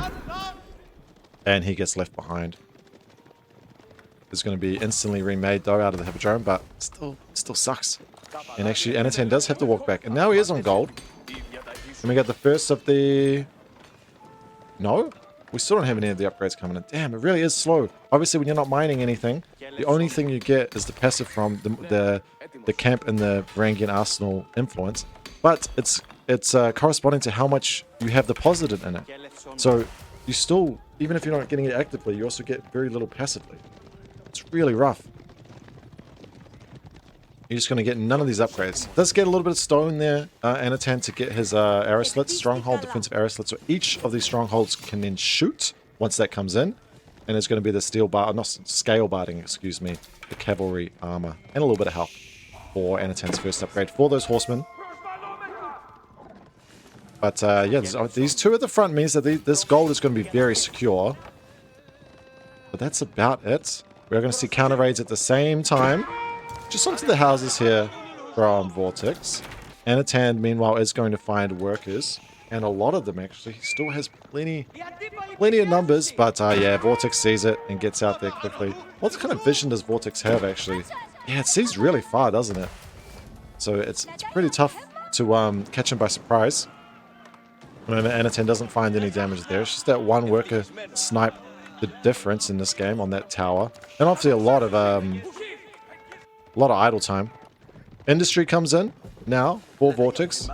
And he feels, honestly, feels pretty comfortable for him.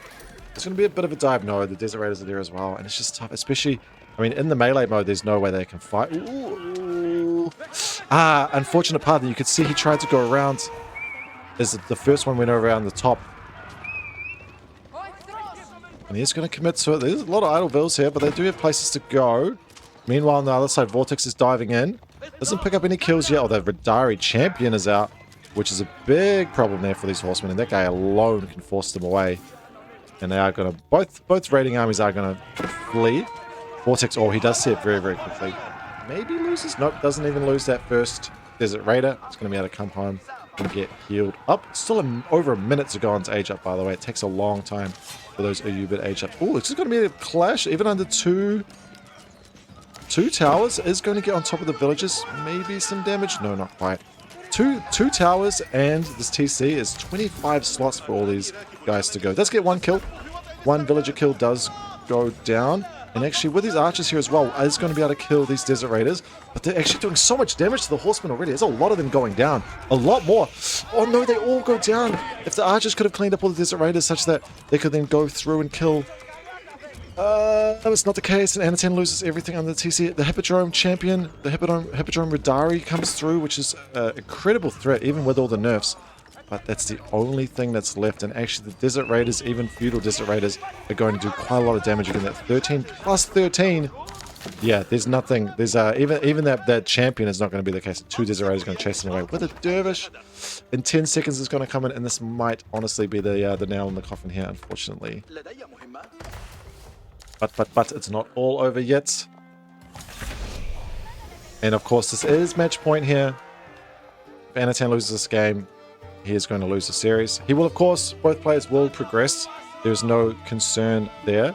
But where they progress in the standings makes a big difference. And basically, losing this series is going to mean you're definitely not going to get top spot. But you are most likely going to need to be playing in that round of 8, which means you need to play that round of 6, round of 4, and then the finals. It's a really difficult place to be. This scout, bro. Damn, dude. Hell yeah. What a guy. Okay, VortiX is up. Camel Lancers are coming in. Desert Raider upgrade is coming in, that veterancy. Anotand doing his best to try to deny these relics. Of course, the Dervish already being up in the field. There is one that's coming home. Oh, one of those spearmen goes down. Just the nice safe one locally is the first one that gets dropped off. We hear that sound coming in now. This Dervish is going to go pick up another one. And then, yeah, there's still plenty of space to get more. Okay. Desert Raiders upgrade comes in. They sit at the front. In the ranged mode, they can take some time to pick away on these spearmen. But ultimately, not going to be able to do too much. But VortiX sees it. Sees the Golden Horn Tower coming down. Anotand pulls a lot more villages. 25 on this thing. Now 22. Pulls a relic as well. Actually, very clever there from VortiX to try to make things even tougher. And then there's now these Lancers and the Desert Raiders here in the back, which are going to try to do as much as they can. But that's honestly, the Spearmen do a decent job here. Just a couple of them. And the Vidari champion being an absolute legend as well. It's going to force it back, which means very big here for Anotand to be able to get that up and secure his next gold, all importantly. Which means if he can stabilize, he's not in a terrible position. Bring and Us are going to come down as well. So that's a big win there for Anna. But 5 villages are killed there. So 4 of those on the... Actually, honestly, for what he committed to that, losing 4, probably not that bad. Not a bad trade there for Anotand. Better to lose 4 villages then than lose the game outright then. But it might actually be a tough spot on the relic front as well. Just the 2 left here. There's 3 relics in the bank for VortiX. Anotand doing his best to deny, but I think actually, yeah, I think VortiX is probably even going to look to pick up all 5. This Dervish does get pushed away. The wall's looking to come up, but very slowly. And these 2 horsemen actually will get themselves through. We'll see how the pathing takes and if they are on a move or whether they're running through. Okay, they are going to get through. VortiX sees it very quickly and runs away. In fact, sees it so quickly that he's sending units across. This Camel Lancer will force them back, but it's still a scary position. And yeah, okay, more villagers getting pulled onto the berries and the wall. Veteran archers come in for VortiX. Is going to push that away without damage. And now, Anotand, though, is going to need to turn his attention back home. As there's Lancers and Desert Raiders running through.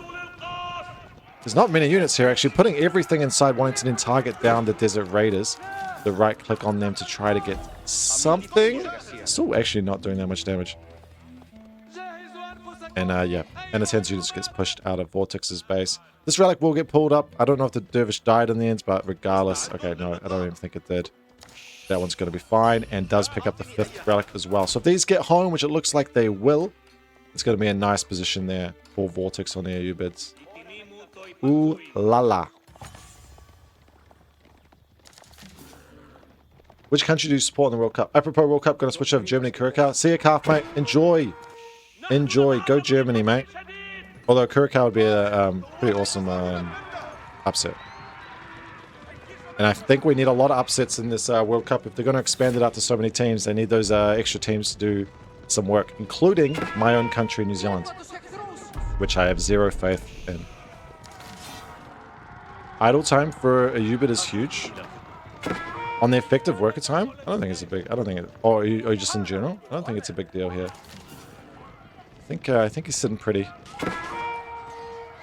The Redari are going to be a problem though. Plus 3 armor and health is going to come through. Or we've got 7. Oh, he lost one of these? Presumably he's sent 8. I shouldn't see another kill unless they got misplaced. No, you don't see it on that. It's only if you lose it to or you don't, or a wolf, you don't see it on the UI. Oh my gosh, a lot of things happening all at once. Dervish trying to get the sacred site, completely forgetting that there is the golden orb tower, so he goes down. Poor guy. But it is going to be 5 relics, definitely comfortable in the bank. And okay, the units have found it. They found the 2 towers. 7 vills there, should be 8. 7 vills there. And that's, oh yeah, reinforcements on both to try to keep these alive. It's not that many torches. Bit of a skirmish at the front, but there's only a handful of Redari and Spearmen. It's not a particularly scary army there. There's a lot going on at the same time. A couple more Redari getting sent down here, but and the archers are just going to tickle them at best. Although plus 3 armor just comes in. Okay, so it's going to be a actually there's crossbowsmen in there as well. Not many though, is there? Or just 1? Okay, crossbow man is in there as well. More fights at the front. Some of those spearmen getting picked up. There's just a couple. 1 did die back there. And actually, yeah, the fortifications come in. There's not enough fire damage. Okay, Anotand is going to survive there. But that's a decent amount of idle time, for sure. Let me phrase it better. Sorry, man. I didn't mean to, I didn't mean to, like, just straight up disagree or whatever. You've been making Macedonia eco idols huge. Yeah, 100%, mate. 100%. We are going to see, okay, the, Rams come through. This isn't, maybe it is. Yeah, it is blocked off. It's a tough position for poor old Anotand to be in, and not one where Macedonia feel good. If you don't get behind on units and you feel like you can always take the fight and have a bit of map control, it feels okay.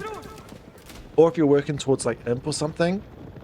But when you have no eco and no military, as Macedonian, without having any buffs to the economy side of it, where you sort of are just super reliant on the military, as soon as you lose all threat of being able to take a fight or really raid anything, I take that back. He is able to find a way to go raid. Very nice there for Anotand to find some semblance of opportunity. Champion horseman in there, but okay, not going to be a champion for much longer. Loses his title there very quickly. VortiX did get an extra kill in there somewhere. Oh, but we get one back with the throwing axes. I love this ability. It's very niche. It's not necessarily the best in the world, but it is good at getting over walls. And another 2 picked up there for Anotand. Nice little wins, little bit of something. He needs a lot, and that is a lot of idle time as well. And not only idle time, but denial of food. And food is all important here for Anotand to try to get back any semblance of army if he's going to be able to take a fight. There's going to be plenty of gold coming through. For, no, none of these died. They must have all got away. Plenty of gold coming through from the relics. Wood is kind of going to be fine for a little while. So it's really all about that food. And of course, once you secure gold as well on the map, you're kind of fine there. We're over halfway through this one, though. That's a little bit scary. And it is such a difficult position. This thing, I don't know why it's so strong. 30 damage. Damn, dude. Attacks pretty quick, too. Oh, Anotand is going to see... is going to see everything and be like, ah, shit. I don't know what I do against that. That is a huge army. It's got one... oh, it's just a scout. Okay. Oh, this guy's a Chad, actually. I believe in him. But this is a very scary army. 5 rams here as well. It's going to make it a difficult thing for Anotand to fight. But honestly, a defensive fight under his Golden Horn Tower is probably the best chance that Anotand has of trying to get some kind of advantage from a fight. He's never going to get it economically. Not against a 5 Relic or Ubid that has the entire map. What are we doing for food? Oh, we're doing nothing. Those 20 vills are idle. And this is might just be all it. These berries are basically the only thing he has. Anotand hasn't seen it yet. No, he does pull back. The Vidari goes down instantly. Oh my gosh, there's enough crossbowmen here to deal with the Vidari instantly. You see the one-shots come through. That is the biggest thing, which means each volley here is killing a Vidari, even with all the upgrades there. The range damage is only now coming in for Anotand as well, which means his archers aren't even going to do very much to defeat the crossbowmen. And the Rams, they're having an amazing time with the pathing, but it doesn't really matter as there's so many. But actually, now the crossbowmen are starting to get down. And range attack upgrade comes in a nice time too. Crossbowmen in the back dealing well with the Camel Lancers. Not doing so much against the Desert Raiders, but the count is down. And actually the military lead has turned in Anotand's favor. And the Golden Horn Tower doesn't go down. The crossbowman count survives. There's 13 crossbowmen in that amount. So, but that's, I mean, you're now not at the number you need to one-shot the Radari, which is a huge problem. If you're shooting twice, you may as well not be shooting at all. And with the archer count there for Anotand, he's in a position where he can then reduce it even more. Hello. That's all those berries finished. Tell me these guys aren't going here. Oh my god. Units going across to try to secure that up. Radari, now Anotand has a moment to breathe. He's taking risks and he needs to take risks. Oh my gosh. And there's a Radari actually with the scout as well. But it's so tough. Look at the trick, man. They're not gonna have any energy left to gather berries by the time they get there. Wheelbarrow or not. And with the army split, these villagers are gunning that. VortiX reacting very quickly. Definitely keeping his eye on the minimap a lot better than I am. One Radari splitting off. Yeah, wanting to just go find anything and everything. But it's units down there. And there's plenty of room actually to get in and do something. Of course, like I said, Anotand playing very risky. Getting a couple towers here, but that's not going to protect it if VortiX does turn his attention yet. But he can't really turn his attention anywhere other than trying to secure himself up some food. These units still sneaking back there. But there are some units there to defend. But this dare pack, these berries, I mean, that's actually not too bad there for VortiX. That gives him a lot more time. Whereas there's nothing really left for Anotand. These berries, yikes. I mean, there's actually this whole pack here. That's a big 8-pack as well. Units coming in, getting a few kills there. Nice micro to pick up the weak one in the back. Gets another one. And now also forcing some garrison time. Anotand probably had plenty of time to secure this up, actually, and it does sacrifice his villagers for it. Turn our attention to the upgrades again. We've got +3 ranged attack coming through. We've got +1 cavalry attack, but the +3. Do we have run fire? No, we don't have run fire. There's no way we can afford that, right? Where's our arsenal? We do have run fire. Okay, so our Radari are doing a lot of damage as well. +3? Yeah, 28. Okay, nice. Both players with plenty of money in the bank as things sort of stabilize a little bit, needing to get the food eco sorted, but it does mean that neither player can really go Imperial Age with that in mind. Army of Vortex went from being amazing to not really being much at all. Anotand does sneak himself in there. Crossbowman left and then come back. Radari, man, 2-shot on those bad boys. Even with the Camel on, he's still got the second kill there. Would have said the second hit killed, rather. A little bit of skirmish on this side as well. Anotand. Oh, that's army. I thought those were villagers. Luckily still on here as well. Not even bothering about this one. It looks like it's almost out, but there's still 3,000 on that gold vein. Oh, this is he had to build the gate so he could get through. More skirmishes everywhere else. This Vidari, oh, the champion. The Vidari dies and the champion scout, who is truly a champion, does eventually go down. Very valiant effort that guy has made this game, though. And now it is going to be the so military wing reinforcement, which I mean, that actually does make sense to go for, even without having the farm transition sorted. Some coming in, very ugly, but they are farms nonetheless. But because you get them for free, you're not going to have to be spending all that money. You can sort of prioritize being on that... what am I trying to say? Being on the wood to get your farm transition in. And of course, you've got 5 relics. So if you can get Imp and you can get Tithe Barns, it's a great eco bonus. Plus, you get those Desert Raiders again pumped out for free. And really quickly as well. How quick is it when you get 7 every 2 minutes? What the fuck? So this is actually a lovely position for VortiX to be in. But yeah, just making archers behind it. Anotand, he's got almost half of this thing gone. It hasn't been seen by VortiX. Now, VortiX, of course, does. Even with 5 relics, you do need to secure up your gold. And as he ticks up to Imp, Anotand is going to know, and he's probably going to come forward. Sees the keep. Just a little bit unfortunate there. Anotand's still just making a lot of units, so it's going to be go time. He's getting himself ready.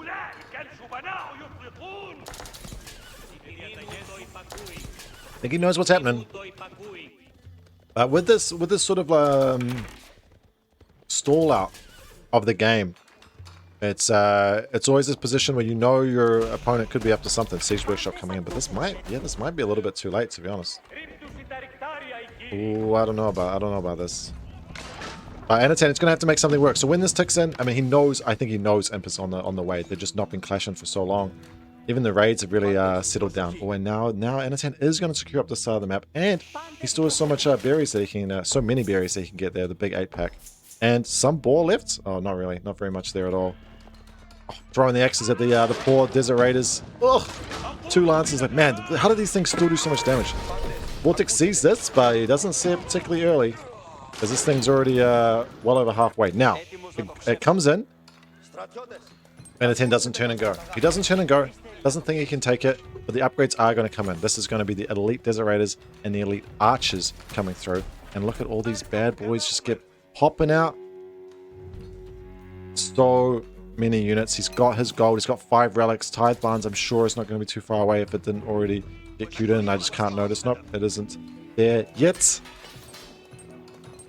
And with this, I mean, it came in straight away, the Imperial Age, and often that's the case. Okay, shit, I'm nowhere near Imperial Age myself. I've got to go and make something happen. Not the case for Anotand. Really feels like he can't. And then seeing the keep there as well, not being able to get any denial on this gold. Anotand did such a good job to deny this one, which was a huge win for him, but isn't able to deny this one. Gets there as the keep is already up, and now it's just slowly trimming it down against an Imperial Age Ayubid who has a Imperial Age military wing that's pumping out 7 of these bad boys every 2 minutes. These guys look sick, by the way, especially in red. The red and yellow looks awesome. But it makes for a real problem for poor old Anno, who's still, I mean, there's no way Imp's on the cards. I mean, he's got no fucking food, does he? I mean, at the second TC, I didn't even notice that happened. But he's, yikes. Just yikes across the board. Inability to get food here. Isn't actually out on these, though. But, oh, I guess he may have been, but the Desert Raiders sort of dealt to that. And let's see, Elite Desert Raiders against Champion Vidari with +4 defensive upgrades.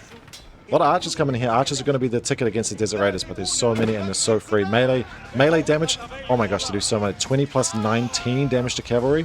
It's not often you see Vidari die, and actually we're not going to see them die anyway. What the fuck? They are still so tanky, and those Desert Raiders all go down. Okay, maybe there is a chance here for Anotand. I completely underestimated Vidari yet again. What am I, an idiot? Fool me once, shame on you. Fool me again, you can't fool me again. It's my favorite George Bush quote, which I butchered, but you get the idea. Now with 2 trips, decent trips too, not that traction bullshit, is going to be getting this keep down, but there's such a big army here still for VortiX. A straight up fight, still favor the Macedonian. Actually, ooh, VortiX is going to try to step himself forward to get on top of the Trebs, slow himself down, and Anotand has to bring them back. Why can I smell smoke, by the way? I think it's just a candle, but I just might go quickly. Sorry, that was... Grace, you like a candle?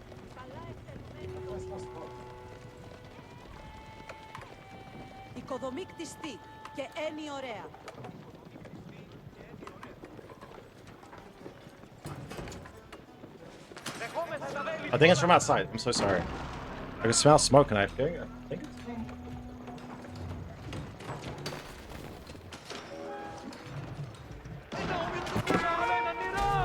Oh my fuck. Alright. I hope this is where the fight is.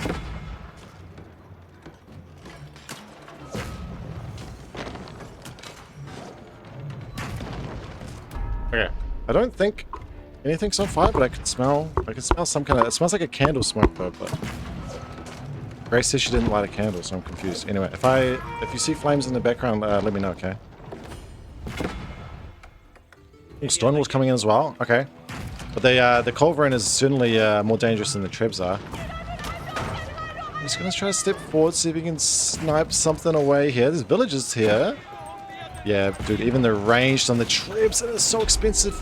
Foreign engineering company is in though. Good job from Anotand, man. He's just like previous game trying to get Castle Age. He's done a good job to get Imperial Age here. But the fight's in and the upgrades aren't. VortiX takes his timing and brings us forward. The Culverins are going to be able to fight away on the Golden Horn Tower, but it's still very much alive. And these are... Oh, and the mangoes as well. Huge on such a big ranged mess. And the ranged mess, I mean, how many crossbows are there? There's only 22. That is not enough to kill these Radari. Actually, not enough at all. Oh my gosh, I think VortiX might have stepped a little bit too close to the sun. Huge mango shots getting in on the archers at the back. These Radari are so tanky. They literally don't die. What the fuck? All these archers on the getting onto the crossbows as well. The Desert Raiders are great, don't get me wrong, but the Desert Raiders don't do shit against this many archers. And of course the Radari, they're all gone now, but there's such a problem if they remass. Actually, no, there's no ability to remass here. This is a big moment here for VortiX, and if none of the Radari are alive, it's just archers and crossbows, and Mango here. But if VortiX can reassess his potential time, but he's still taking the fight and losing so much. Sir, you're not winning this fight. Gets the Culverin down, trades it for the mangoes, but I think honestly Anotand will take that. And with that fight, everything turns. Everything turns for VortiX. And Macedonian, man. I don't know. This doesn't happen when I play them. But Anotand, man, I cannot believe he even managed to get Imp in this situation. I thought his timing was push and kill or die. And he didn't push. And he didn't die. Really well done by Anotand and the very powerful Macedonian. Those Radari, they all died, but they definitely got their worth. Ben, the game's on fire, bro. I hope so, dude. Because if fuck, dude, there's nothing scarier than smelling fire. First of all, I thought it was maybe a candle, and I thought maybe my computer was blowing up. Now I checked that was fine, and then I looked out the window. I couldn't see anything out the window. I don't know. I hope so. That stuff does worry me. I have like that. I get scared of like the house burning down, basically. Okay. Ooh, even firing onto the Culverin trying to get that kill. As we do have the cannon, which is going to cause problems. But man, dude, this army, the Desert Raiders do nothing against this army. Such a great decision from Anotand to just mass ranged. The Desert Raiders do literally nothing. It's pointless. The military wing is completely negated. They're even in melee mode, so they're trying to get in close and they just die. And it's not even whole volleys. They're just getting picked away so quickly. Now that another cannon joins the mix, villagers up here to repair. One champion Vidari sitting in the back just to give these guys the speed. Lovely micro as well there from Anotand. Just leave him in the back. Doesn't need him in the control. And it goes down. Anotand, what a fucking play. GG, man. Obviously, Macedonia, an amazing Civ, but I thought Anotand was absolutely done, and he brings it back 2-2. We go to a game 5. Bro, Anotand, dude. What a player. I need to watch more Anotand games. I need to study how he plays. He doesn't play like other people, man. I feel like a lot of this game is like, you know, science, like flowchart stuff. And then Anotand does things different, and it works. It works, bro.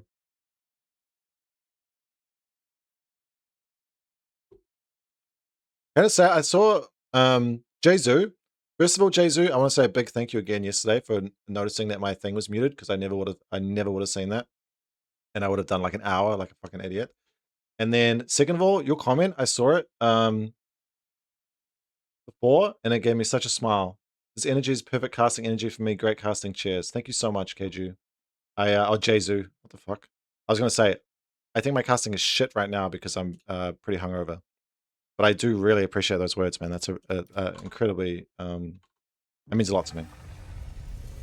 Yeah, sorry, Nanashi. Speaking of comments that I didn't acknowledge, VortiX mistake was building rams instead of trebs. Yeah, I saw. I did see you say that as well. I think you're right. I think you're right. I think trebs would have been a treb and a slow push would have been a much better call. I completely agree.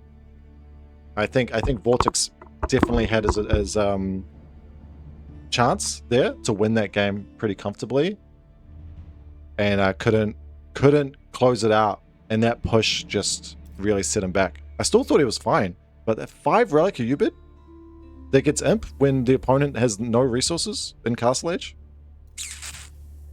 Let's quickly have a look at that's the wrong serves.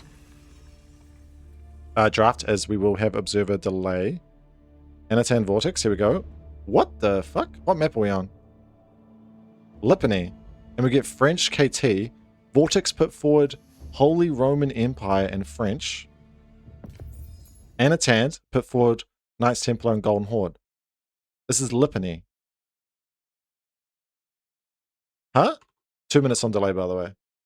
Why?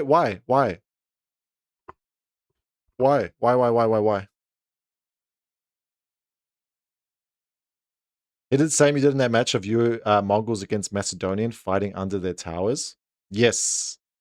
Yeah, I think so. Golden Horn Tower is so strong. And even those arrow slits, if they're firing on like knights, not a big deal. But if they're firing on desert raiders or archers or crossbows, it does a lot. It does fire pretty quick. I'm really bamboozled by this. Why would we snipe out HRE on Lipany? Obviously, inspiring wood gathering is good. Is it matchup? But you know you're not going to get Golden Horde. You know you're going to be playing KT. Feels KT into French is better? Why? I feel like, is KT into French okay? I assume Anotand's going to 2TC. I really don't know. I really don't know. Anyway, let's change the score because it's 2-2, baby. Anotand's doing it. I don't know who I'm rooting for either. I really like both these players. I think Anotand, like, I met both of them at Homestead. Anotand is like one of the sweetest people you will ever meet. But VortiX was like also just amazing. Like such a nice guy, really chatty. I really appreciated the players that go out of their way to talk to you as well. Both awesome guys and both awesome players. VortiX I've like really enjoyed watching since the start of Age of Empires 4. I obviously knew him as a StarCraft player and Warcraft. But then he's so aggressive, so I kind of model my play a little bit off of VortiX and Luciferon. But then Anotand is just like, not only was he kind of one of those like later up and comers that's been doing fantastic, but the way he plays, man, this series in particular has been awesome. I've loved watching Anotand play. Both the 4 Lakes game and that game have been has been fantastic. But it's out of mind now because we are on game 5. On the left side of the map in Lipany, in the red, on the French, it is VortiX. And his opponent today, game 5 of the series, squared up 2 apiece. It's going to be on the Knights Templar in the color yellow, Anotand. Exciting stuff, to be honest with you. Okay, so Anotand put forward Golden Horde as well, which was sniped out. VortiX put forward Holy Roman Empire as well as French, and Holy Roman got sniped out, which is interesting. Okay, VortiX cancelling that house there just to make sure it's within PC range, thinking that there's a chance Dark Age aggression may come. It isn't going to come out of KT, but they are very good at doing that with the extra wood eco. Fast Wheelbarrow is going to be the name of the game from VortiX in the French. Something probably the most common these days, full stop. but particularly the Spanish bros both like those options out of their French and their JD. And I think for both these players, both VortiX and Lucifron are like so good on the French civilizations. I still really don't understand why why it got through, man. Oof. Sun Tzu, the battles are won in the temples. Bro, every time I see Sun Tzu, I always think of Boy reading it out on Homestead. In my mind, Boy and Sun Tzu are the same person. Whoops. But yeah, I believe we root for both as well in the Nashi. Yeah, they're interesting spawns, aren't they? All the woodlands in the front, and then it kind of matches to be like relatively safe with your deer packs, which is nice for French, but not as important as you sort of feel like with map control. You're always going to be comfy. I think it is going to be 2TC because we're already out on the wood. So a later age up for KT normally means, yep, okay, there we go, straight away. Normally means that you are going to have that 2-town center. And then, yeah, so where are we going to put that second TC? I feel like you kind of have to put it on the gold. Which means, you could sort of, yeah, tuck it up gold and wood feels good. The other option, of course, is to put it forward on the deer, as you are going to be struggling for food, aren't you? Actually, what the fuck? Yeah. You're really struggling for food as Anotand. It's kind of rough to have gold on both golds on one side and then all your food on the other side. That's a really rough position to be in. Actually, Anotand is looking to push them in. He wants to secure this as best he can. If he can get a second TC, not as far forward. But then if you're building it here, you've also got your gold that's always going to be exposed as well. It's so many places for VortiX to pressure. Makes it difficult for Anotand, no matter what he does. I'm glad they changed deer pushing so it's a lot harder. This is so tedious to do as the player. I mean, it was tedious before, where you could push them much faster. But it takes so long in the little cooldown there. And actually, yeah, VortiX sees it, so he's going to come in and sort of grief them. And with that, Anotand's like, no, don't push them back. I want them there. But now VortiX doing a good job. Oh, actually griefing himself a little bit. It's not, in the end, not actually going to be ideal for Anotand, to be honest with you.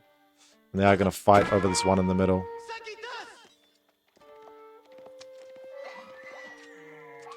Okay, and it's going to block any potential 2TC, second TC placement there as well. Both feudal ages coming in, both delayed. But they do come in. Oh, and we do get the second TC there. So, yeah, some of these are quite far away. The berries as well. The second berries is quite far. And, of course, the second deer pack here. So, VortiX is going to have two places they can really pressure. The gold in the front over here. Although I wonder if this, like the cliff side of everything, makes it difficult for VortiX to get in. We'll see. See what how Anotand looks to defend this. And of course, potential pilgrims, but I'm not really sure pilgrims is going to be on the cards for a long time against the French here. Maybe the first one for it's because it's so cheap, but it is not easy. VortiX on the flip side, as the second TC does come in, going for the pretty standard French. Ooh, pretty standard French stuff of getting your eco upgrades. So double VortiX, survival techniques, and specialized pick coming in after that Dark Age wheelbarrow. The first knight is on the field and is going to run across to the gold, just as Anotand sends a couple of bills out. So that's not ideal timing for poor old Anotand. Gets a couple each and then walks away. Anotand scouting on the other side. We haven't seen any extra production. Oh, we are seeing the extra production.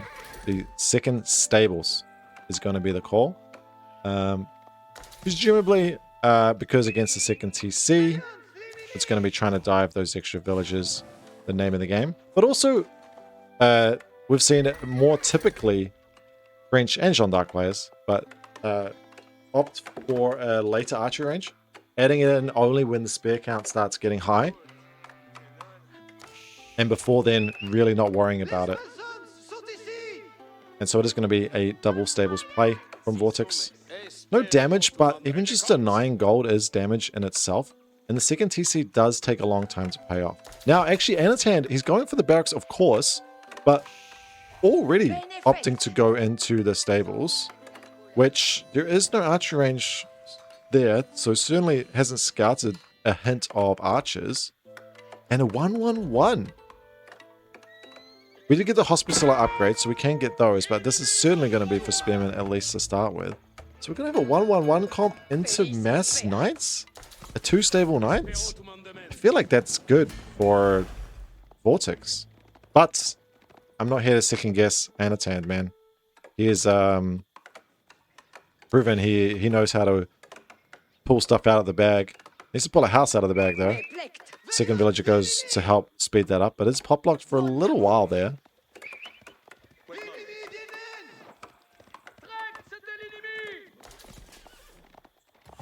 The knight count scaling scarily. Anotand doesn't see it right away. One villager does go down. Blacksmith must not have been in yet. No, it isn't. Why didn't that kill her after 2 hits? Oh, because of Hospitaller, of course. I'm an idiot.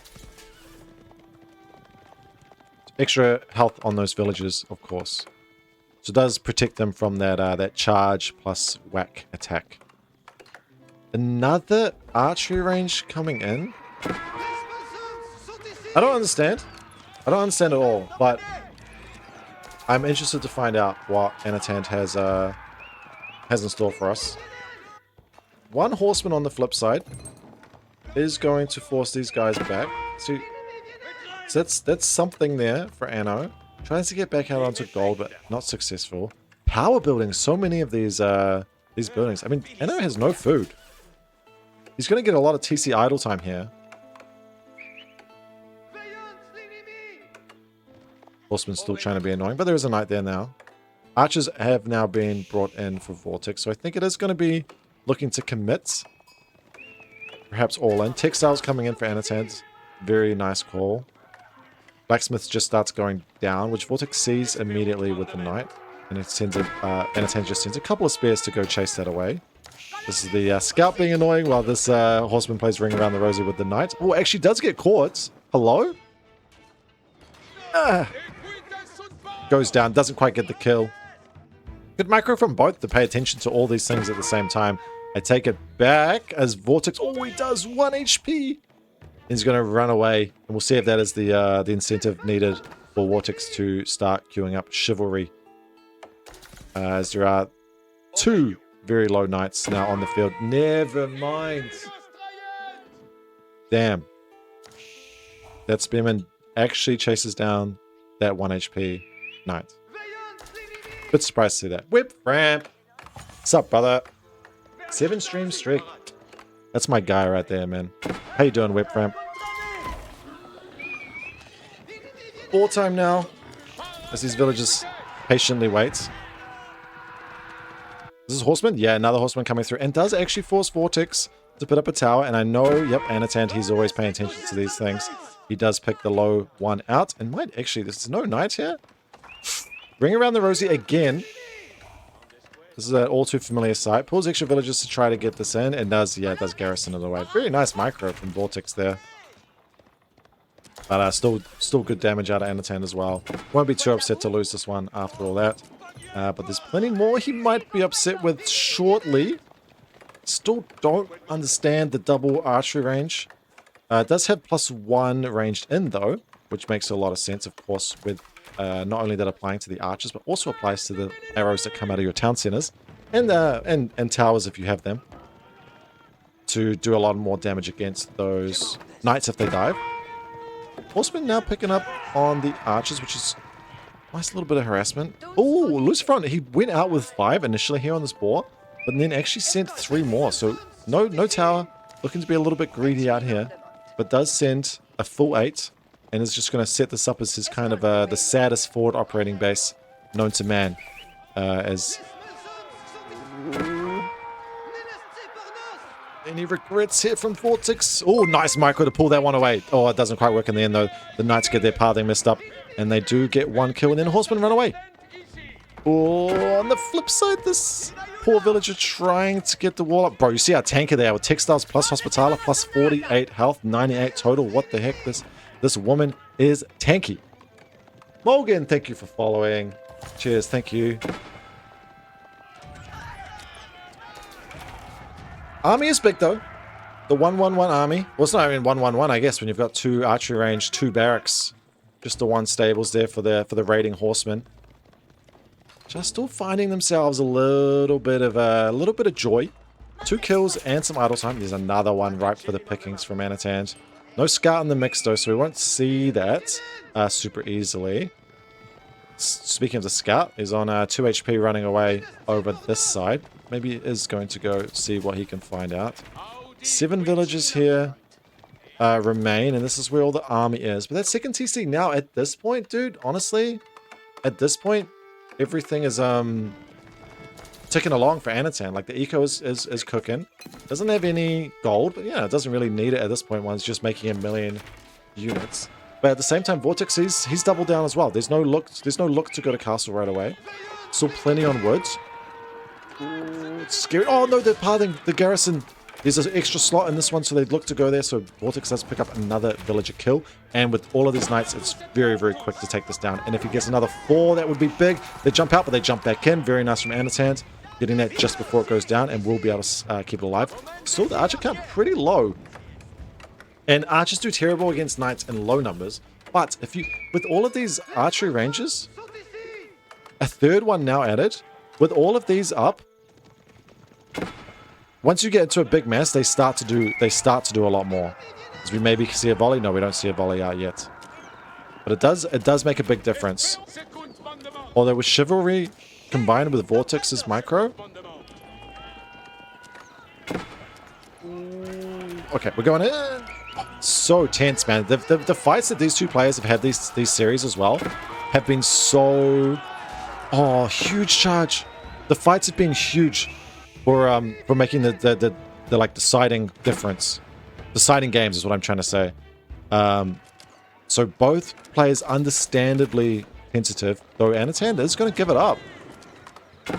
Are we sure? Oh, no, he's going to step himself out, but those 5 villagers are going to get out. 2, 3, maybe 1 last little hit. No, it doesn't.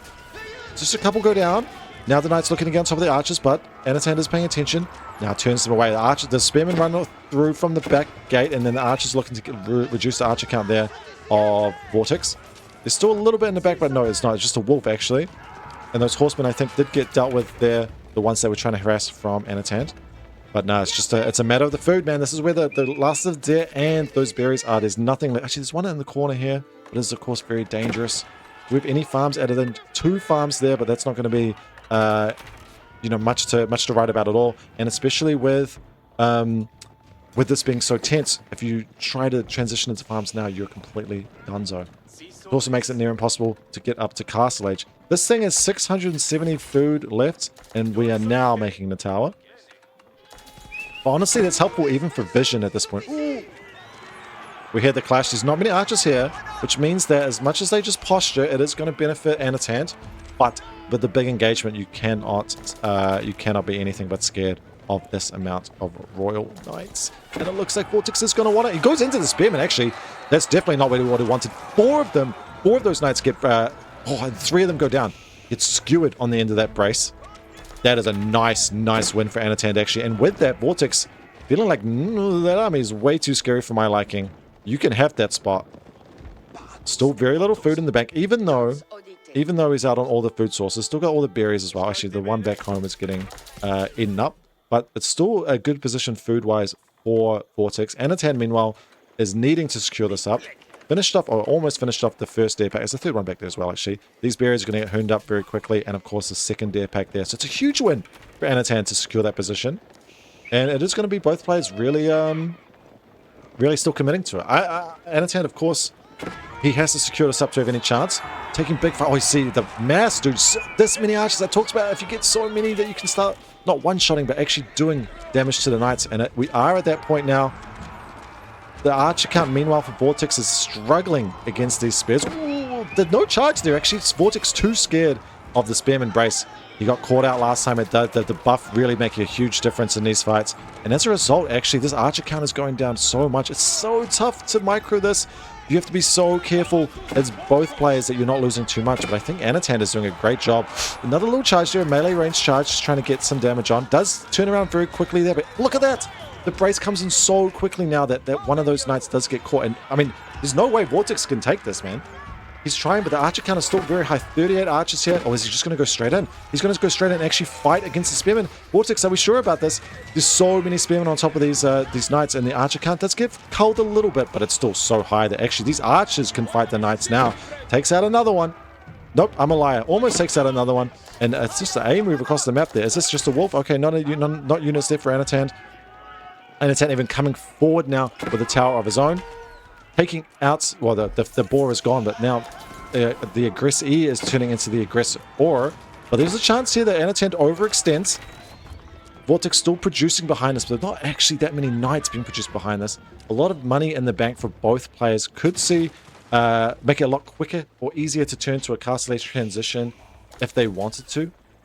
There's so much now in for Anotand with that 2TC paying off. The real question is food. And it is going to be the case that more farms get added in. And as long as Anotand can just slowly add in these farms, having secured up these food sources, that just gives him the timing that makes things a lot easier. And at some point then, VortiX is going to have to... Nope, okay, he's made the call. He's still making them in the circle like there would be a keep here, but I don't think we're going to get to that stage. I don't think we're going to get to that stage at all. It's going to end one way or the other. Diving through seas. I mean, the vision side of this is very important for VortiX. The first pilgrim actually came out there. I saw that one go through. Oh, but stepping up the KT archers. Dude, I questioned it. I questioned why Anotand was making...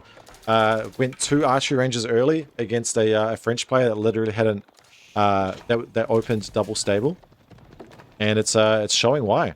Defensively, just trying to keep this 2TC alive. The archers have truly paid dividends, and then once they got the count high enough, those archers are now making a meal of the knights as well. Castle Age is in.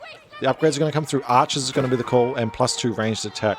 So spears, the natural counter to knights, but Castle Age archers with +2 against feudal age knights, even royal knights, is yeah, it's an even better counter, and especially with 40 of them in the bank. VortiX knows he's going to make something happen, but his army is not big enough.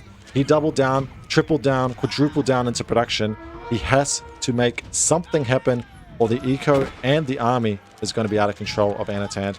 There's 36 idle for Anotand on this backside with all the raids. The spearmen are just chasing those knights. There are no knights at the front here, but he doesn't need them.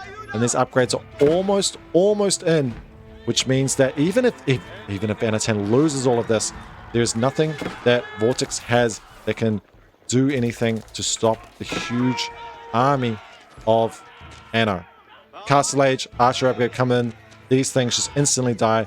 The knights are trying to run through. Still hasn't got really much in the way of eco damage at all. Wouldn't be that much of a problem against 1 TC. Certainly not against 2. These archers are now basically invincible. And so is Anotand. GG is called 3-2. Anotand takes the series. An amazingly played series from Anotand, dude. What the fuck? I'm so impressed by how Anotand has played. 3 games of this series. The 4 Lakes game, the game in the last one. And then this game here as well, where, not to mention, by the way, Anotand's bans Holy Roman Empire. Let me go here just very quickly. Anotand sniped away Holy Roman Empire and wanted VortiX to play French. Definitely understanding that his Golden Horde was going to be sniped and felt comfortable playing into this matchup. That's fucking crazy, man. I'm very impressed by Anotand this series. If you didn't watch the other wins of Anotand, I highly recommend you do. He played weird and he played really well. So impressive. Let's look at resources, yeah? I mean, look, even resources gathered, it's like not that crazy. And then he obviously skyrockets once he secures up that food. And then militarily, dude, oh my gosh. But he just was able to secure the food, man. Morgan, you're the lad who posted that guide on Reddit recently, right? What guy? Oh, Jin? I posted a Jin one. I do like new player guides on YouTube, if that's what you're talking about. Hey, Celtic, how you doing? Nuggy, mate, how are you? Nuggy, maybe you can explain it to me. I've always thought if you make archers against French, you're an idiot. And I know it's different when you're 2TC and defending, but I still thought you would go horseman, spearman. But it worked so well.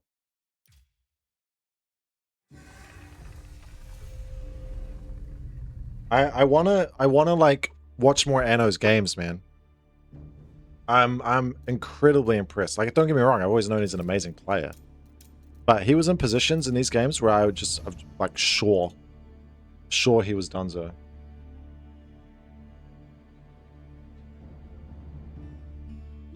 All right, what else we got? Results-wise, because it would have been. Have we gone into the other ones? So Lucifer Corvinus done.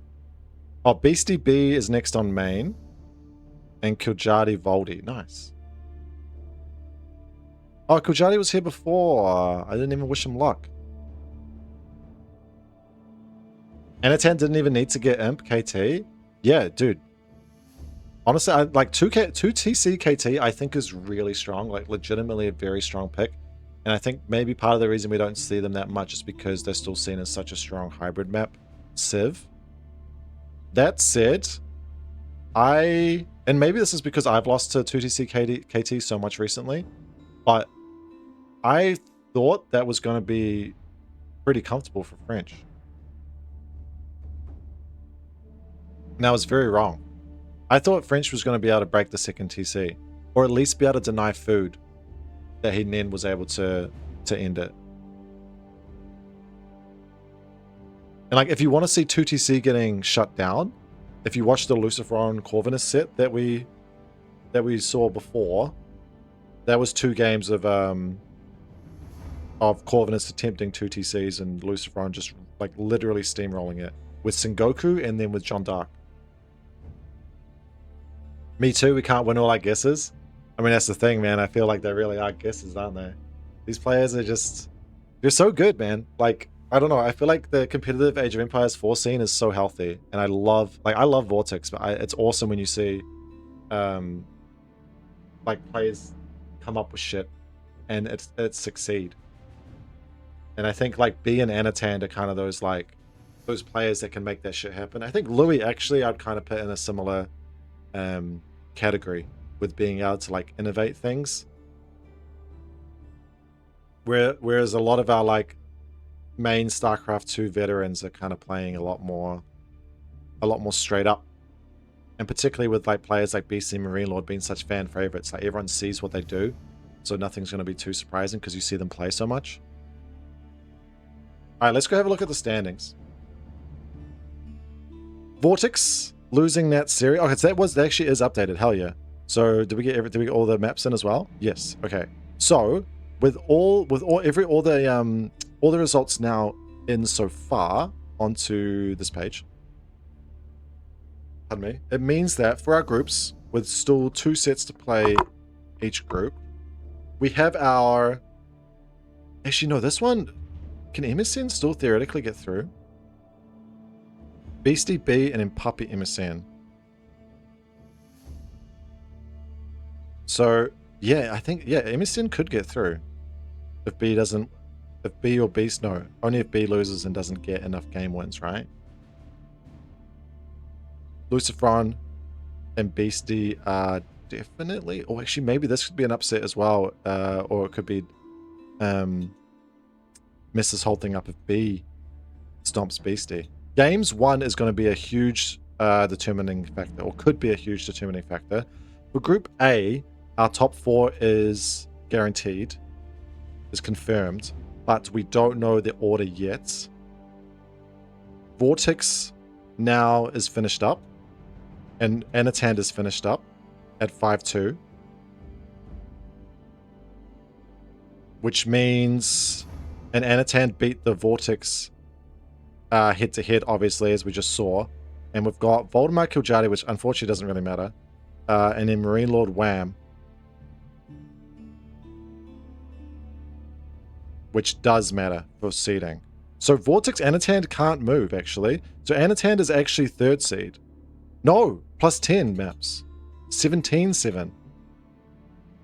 19 to 11. So VortiX is 3rd. I was looking at games 1, like a silly goose. But it is difference, isn't it? So this is going to be our 3rd and 4th, and then Marine Lord and Wham are going to play for 1st. But they... No, because this would go 6-1 and 6-1, right? And Wham is already plus 14. Bro, this math is fucking tough. Okay. If it's a 3-0 to Wham, to Marine Lord, he gets plus 3, so plus 11. And then Wham would be minus 3. So plus 11. Okay, so if Marine Lord wins 3-0 against Wham, he tops the group. But anything else, Wham tops. And our 3rd and 4th is locked up. Group B is still all over the shop. I think, in theory, MSN can maybe... No, not a map score, can he? Even if B loses 3-0 to Beastie, that would give him plus 1. And MSN would just only get to 0 if he wins 3-0 against Puppy. Okay, so the top 4, our playoffs are all locked in. It's just the order. It's just the order. I thought this group would be a little bit crazier then.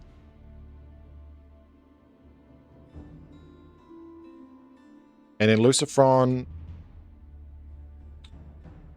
Can Lucifron actually still finish top? Beastie and B. I think so. Beastie loses 3-0.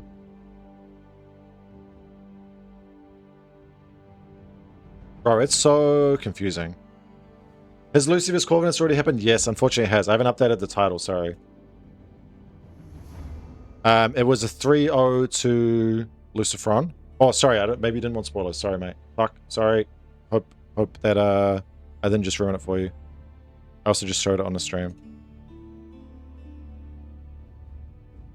If it helps, it wasn't a great series.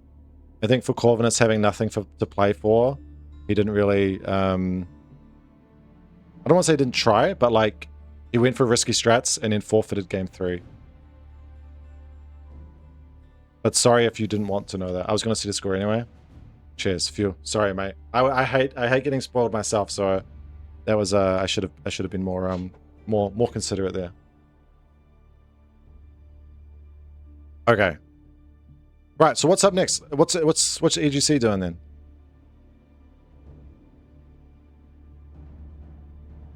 Continues into 3.5. Okay, they're just showing highlights. Which means they're going to be showing Beastie B, which to be fair is the one to watch. Kiljardi Voldemar is for kicks, for Pride. So let's have a look at them then. And let's have a look at whether we're drafting yet.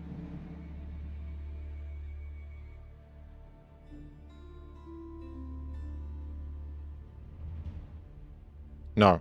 I mean, I think we're pretty early on the schedule anyway. I've got probably only an hour actually before I have to go. Okay. So let's have a look at their results then. Let's talk about Kiljardi and Voldemar. I gotta be, I feel a little bit, I like Valdy. I feel bad. I feel like I'm always rooting against Valdy. But I do like Kiljardi, man. I want Kiljardi to win. So Kiljardi actually has had a great, even though he's not going to qualify, unfortunately, he's had a great tournament. 2-4, he beat Gully and Demu. Demu 2-5. Who did he beat then? He beat Valdy and Gully. He just played Gully earlier today. So those were his two. And Valdy beat Gully, eh? When was that? Yeah, here. 3-0 actually yesterday. I didn't get to watch many of the games yesterday. And poor Gully didn't win a series. I did get 4 games, including an awesome one against Marine Lord, by the way. If you haven't seen this game, I would recommend it. The Gorge Gold HRE Golden Horde. Corvinus actually did similar to Beastie. Gorge HRE against Golden Horde. Two very similar games with having a great Burgrave timing and just running over the Golden Horde player. I think Gully will come back with a vengeance, man. You got to get your first taste of, like, you know, the big leagues, like quite literally jumping into the top tournament. I think it's similar for guys like Emerson and Valdy. Although especially for Gully being sort of his I think his first big one that he was able to qualify for. Cool. Okay. How are we looking draft wise? I want to jump in. Bam, bam, bam, bam, bam. No. B's already... Wait, Kiljardi's already in. They are in. Where's the fucking draft? Am I stupid? Am I stupid?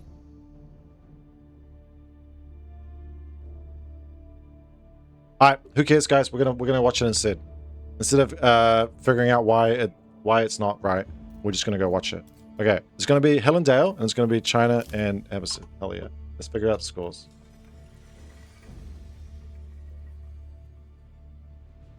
This must be game 1, right? There's no way they started earlier. Maybe this isn't game 1. Because if I've missed the draft so bad, is there any way to find that out?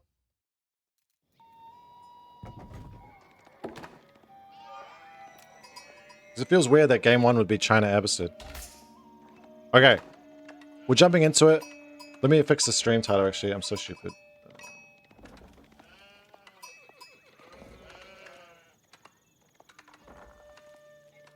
I apologize. I apologize. Okay, we are jumping in here to what I think is game 1, but I'm actually not sure because for whatever reason I couldn't find the draft on Thingamajig. So actually this might not be game 1, and if it is, I'll figure it out after this game, and I apologize. But for now, we are going to have in the bottom left in his I think sort of almost trademark orange now. It is on the Abbasid dynasty kiljardi, and in the top right in the cyan it is Valdy on Chinese. Going out for the deer straight away and bringing the sheep there as well for our Chinese player. Kiljardi, on the other hand, opening up with Abbasid, which is having a renaissance. I think it's cool. And actually, yeah, I'm going to root for Kiljardi because of Abbasid. I like Abbasid. I don't play them. Even at launch, I never really played them. And the reason for that is because I hate making a second town center. Or at least I don't like making a second town center in Feudal Age. But Abbasid have quite a lot of tricks up their sleeve over time. And in this case, they actually don't have to go for it, although I think, especially on Hell and Dale, in this case, we are going to see that. And it probably still will be the Eco Wing rather than that new, where is it? That new Administration Wing, which I still don't fully understand, but if it does come up, we'll go look through and read off everything it does.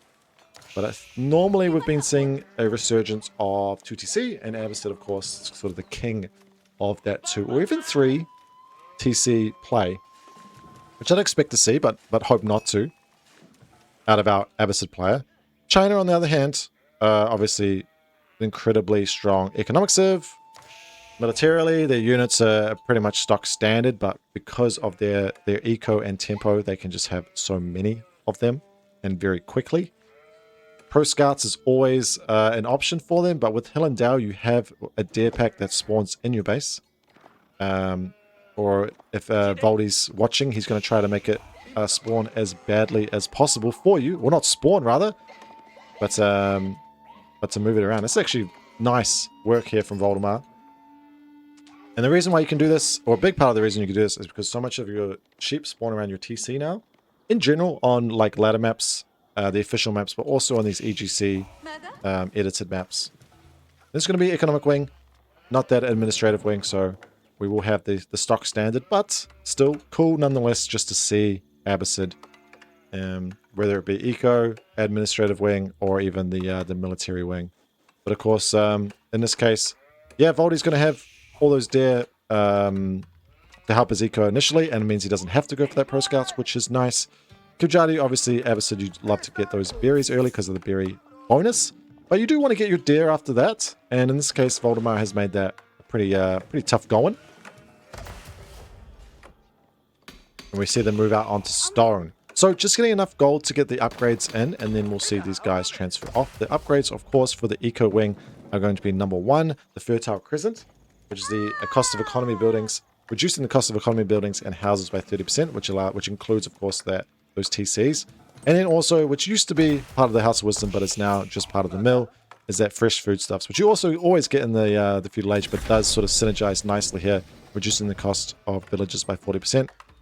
And when you're making that out of 2 town centers, or possibly 3, has even more impacts.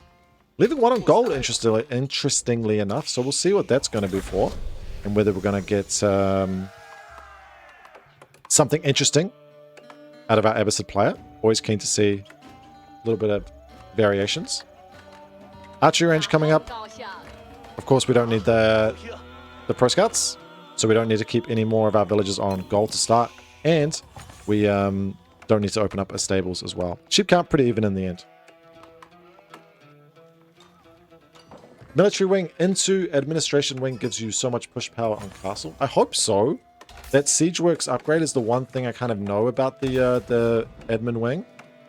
So it gives you extra golden age, yes. And then the upgrades wise, the first one is the extra health and work rate of buildings if they're adjacent to each other, which is really weird. And this one is the one you were talking about in the Nashi. The siege warfare, they get extra bonus damage. They get 20% bonus damage values. And the field constructed faster. And of course, Abbasid get this field construction by default. They don't need to research it out of a blacksmith. So a lot of synergy there as well. Funnily enough, if this was a mill, you need to make multiple mills to get all these deer. But it's not the end of the world having a TC in the middle of this deer pack. Actually, the archer got here so quickly. And Vajali's got 9 villages here, so it will go up quickly. But the archer actually clicking onto the wrong ville for a second. Yeah, with a little bit of micro Kiljardi is going to be totally fine here, not to lose anything. And as soon as it goes up, well, he's going to have to bring them back, and he does bring them back nice and early. And there's going to be no damage given either way. So second TC comes up, the placement chosen to be on the deer, securing up that food. It does mean that you're not going to have it on the gold. So I would not be surprised to see Voldemar turn his attention, once she's done dealing with the wildlife, to denying that gold, or at least scouting for it to make sure. But at the very least, we're not going to see those quick castle ages, and I think Voldemar, a player renowned for his killing even more animals. Ruthless from Valdy. The 1 gold villager runs himself away. It was for double broadaxe was the answer, and he managed to get it exactly. Just 2 gold left in the back there. Very nice from Kiljardi. Yeah, Voldemar, very aggressive player, known for his a lot of feudal aggression, whether it be an all-in or large amounts of aggression into a nice castle age timing with a little bit of a lead. There's just a bunch of archers now. Horsemen added in now as well for Valdy, but it's double stables. Is going to be the call from Abbasid. No Desert Raiders for this version. But they do get Camel Riders in Castle Age. They still are very much a Camel Civ. I always forget that the Abbasid can make normal lances in Castle though. It feels weird seeing them with horses rather than camels. Even though they were the original. The Ubid, the variant added much later. But you just see so much more Ubid than Abbasid. City planning, 2 makes you produce troops faster, so you get an edge even if China uses Imperial officials to boost production. And if you put on 2 TCs next to each other, they produce villages faster. Yeah, but I don't think it's that good, right? I mean, I get what it does, but like, isn't it kind of bad? I mean, ignoring the health aspect of it, it's just 8% work rate. Maybe I'm wrong. Regardless, we're not going to see it at least right away. A lot of horsemen now, 6 of them, and archers continue to be produced. Picking up the scout would be a nice little win. Perhaps force Kiljardi with his double stables to make another one. It's going to be an archery range to follow it up, so plenty of units being made here to kick things off from both players. The blacksmith upgrades are coming in. We have all 4 officials. Another archery range going down.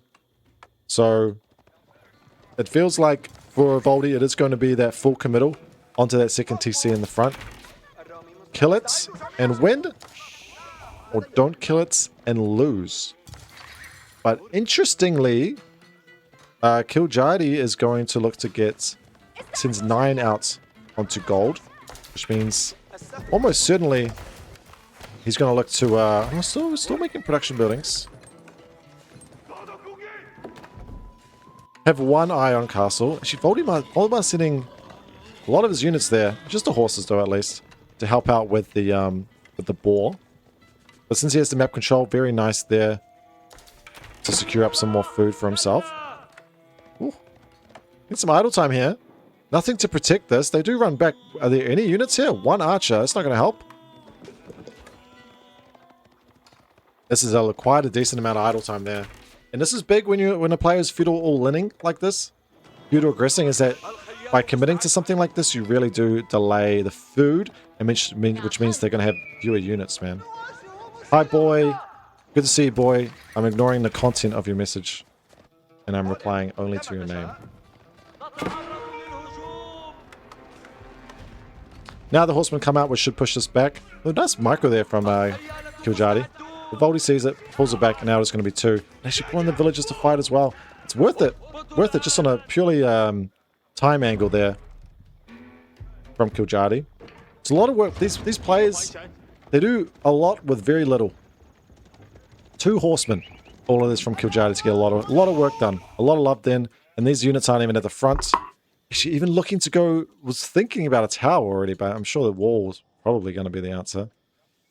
But Valdy's base is not where the action is going to be. 3 rams, it's going to be the magic number. Would not be surprised. Even getting melee attack +1 there for the extra damage from the horsemen. It's actually a decent amount of units here. We are going to have at least 1 camel archer. Or we would if we weren't pop capped. Valdy coming through, putting the archers into the rams, such that they can pop out. Especially if you put them on a control group, it makes it much easier to micro.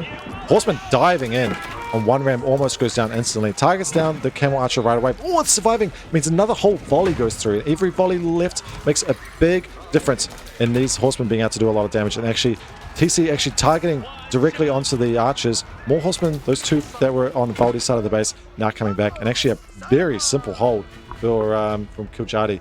There's a lot of investment in those rams. A lot of investment. And they instantly pop to all of these horsemen. Horsemen really are an underrated unit, man. The Chinese players all started using horsemen a lot more in Feudal Age, and I'm a believer as well. But maybe I said it because I'm a Jin player and Iron Pagoda is so shit that I kind of have to use horsemen. These horsemen as well, very low. A lot of archers, but not a lot of danger. Looks like Valdy switched over to gold as well at some point, so it looks like this isn't actually going to be that all-in. It is going to be a Castle Age timing behind it. Definitely feeling like he isn't able to get anything done after that hold. Which I think it's the right call, but it does make it difficult. And I think this is really clever from Kiljardi. Actually, realizing that it's not a double down from Valdy. He's much safer at home than he might otherwise be if it was that all-in. And then sends all the horsemen to go raid. But Valdy gets the wall up at a nice time. And actually, yep, immediately as it gets closed, the pathing gets figured out. But Kiljardi sees it right away. Notices the pathing is cooked and moves them forward to deal with the wall. Understanding perfectly. Square as it. Shut the fuck up, boy. I was saying to Nanashi because he quoted Sun Tzu before that when I because of Homestead I associate Sun Tzu with you, boy. But then I watch you play the game and I realize that's stupid. Horsemen are now coming in. Is he going to find the gold? Well, he doesn't need to find the gold. The deer are still there. How did they not get eaten up already? Was he on sheep for a lot of that time? I cannot believe that these deer have not been eaten up already. He went on them in the Dark Age. Anyway, he's losing a lot of the villages anyway. The Imperial official goes down. Not the biggest deal for China. And we can see there the astronomical clock tower is coming up. And it's a great little timing there for kiljardi to get a couple kills. Deal with, well, get a lot of idle time. Ooh, maybe even jumping on another Imperial official. It could be a little bit of a bait though. You don't want to lose all these horsemen just for that when you can produce another one for 35 gold and 70 food. But there's not really anywhere for these horsemen to go. So Valdy might get the cleanup here, which is a nice little win. But ultimately, it's going to be not too dissimilar Castle Age timings. Really, kiljardi is paying a lot of attention, man. He is, as soon as there's a little bit of a let up, he's turning himself back in to take fights with a numerical advantage, and actually does get these guys away, which I didn't think was going to be possible. It's going to have a castle timing that's not too far behind Valdy's either. Just even more little bits of idle time. Does have to go home, and maybe that was a little bit greedy, but does get away. 3 field kills in the bank. It's not bad. 2 towers here. Was a bit of Parthing gets them done there as well. He's going to lose another one for his troubles. Look at this. Nice and secure. What are we out on here? Gold. That's a little bit of a riskier position, though. Horsemen still running around the map. The Palace Guard are flooding. Palace Guard and Lancers, actually, are flooding across here. If he can find the gold, that would be a huge win for Valdy. But he's got a bit of a timing before not only kiljardi's military wing, his Castle Age, gets in, but also he's going to need some time to get his upgrades in. Some farms being added as well, even though we've still got plenty of berries here and the deer. We just wanted to trickle those in. So much money in the bank ready for this Castle Age.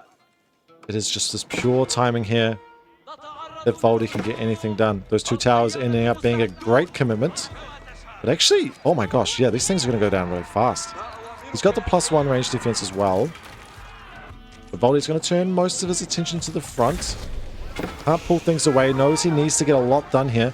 Okay, we've got boot camp coming in. We've got veteran archers and +2 attack. It's going to be all in the archers there. These horsemen do take out the first one, which means there are going to be a couple more villages go down. One goes down already. Another. Only room for one more. On the front, we're diving through. Handful of palace guards, which kiljardi has nothing to deal with yet. Not until these archers are Castle Age. Once the Castle Age, they'll do a good deal with them. Deal with them well. But it is going to take a little bit of time. So he's going to just dance around for another 30 seconds or so. Yeah, crikey, 30 more seconds. He actually turns to fight. These are Castle Age archers he's fighting. He's doing enough just to one-shot with the archer count here. Oh, maybe not. But as soon as he can't one-shot these archers anymore, it makes a huge difference.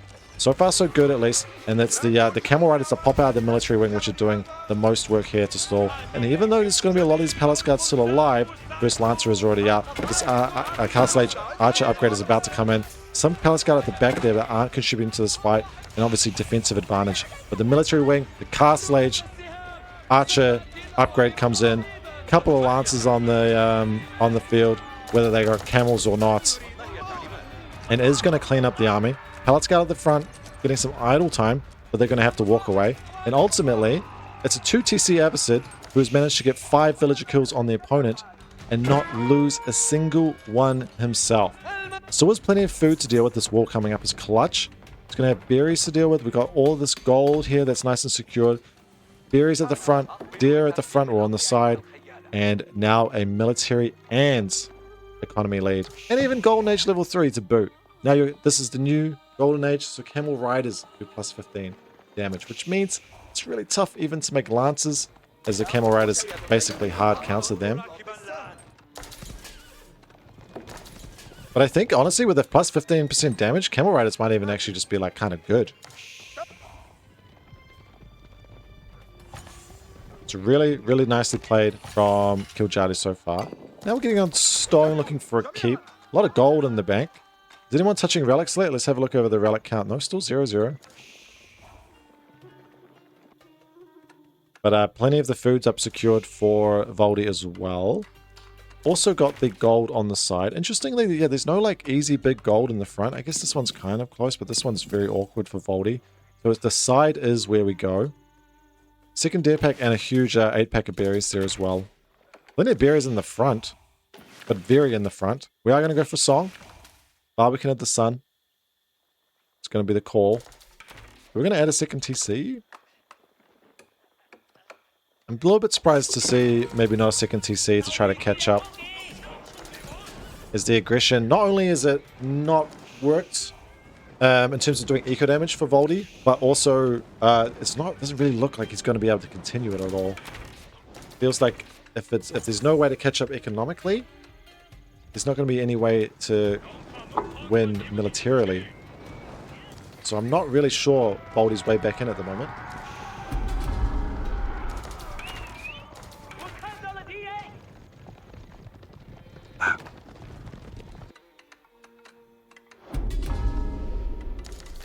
Even all the upgrades coming through.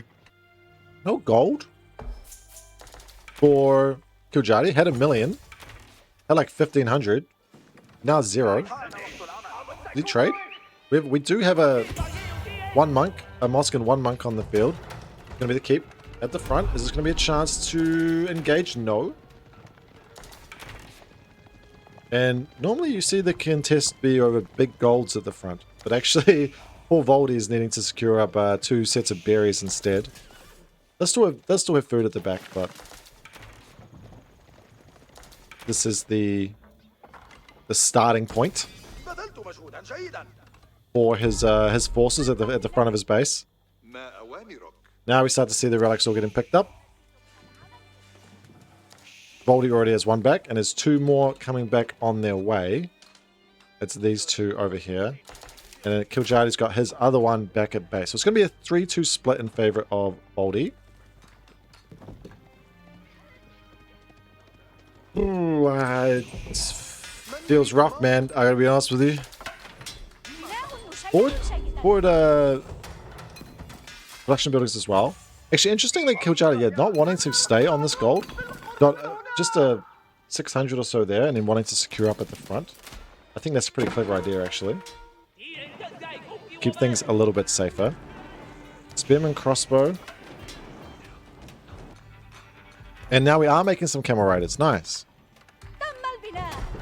Which will just destroy any cavalry. And actually Valdy is starting to make more horsemen as well. Bunch of lances coming through to try to deal with the lances of Valdy.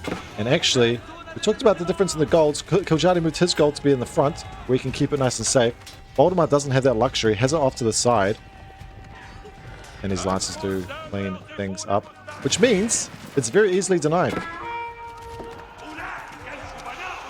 Very easily denied.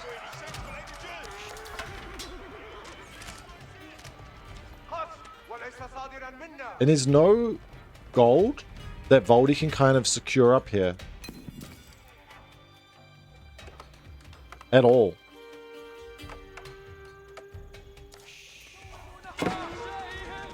Oh, opting for a fortification and upper. Actually, there's not very many torches there at all. It's going to take a while for it to die. But there's not really a window. Or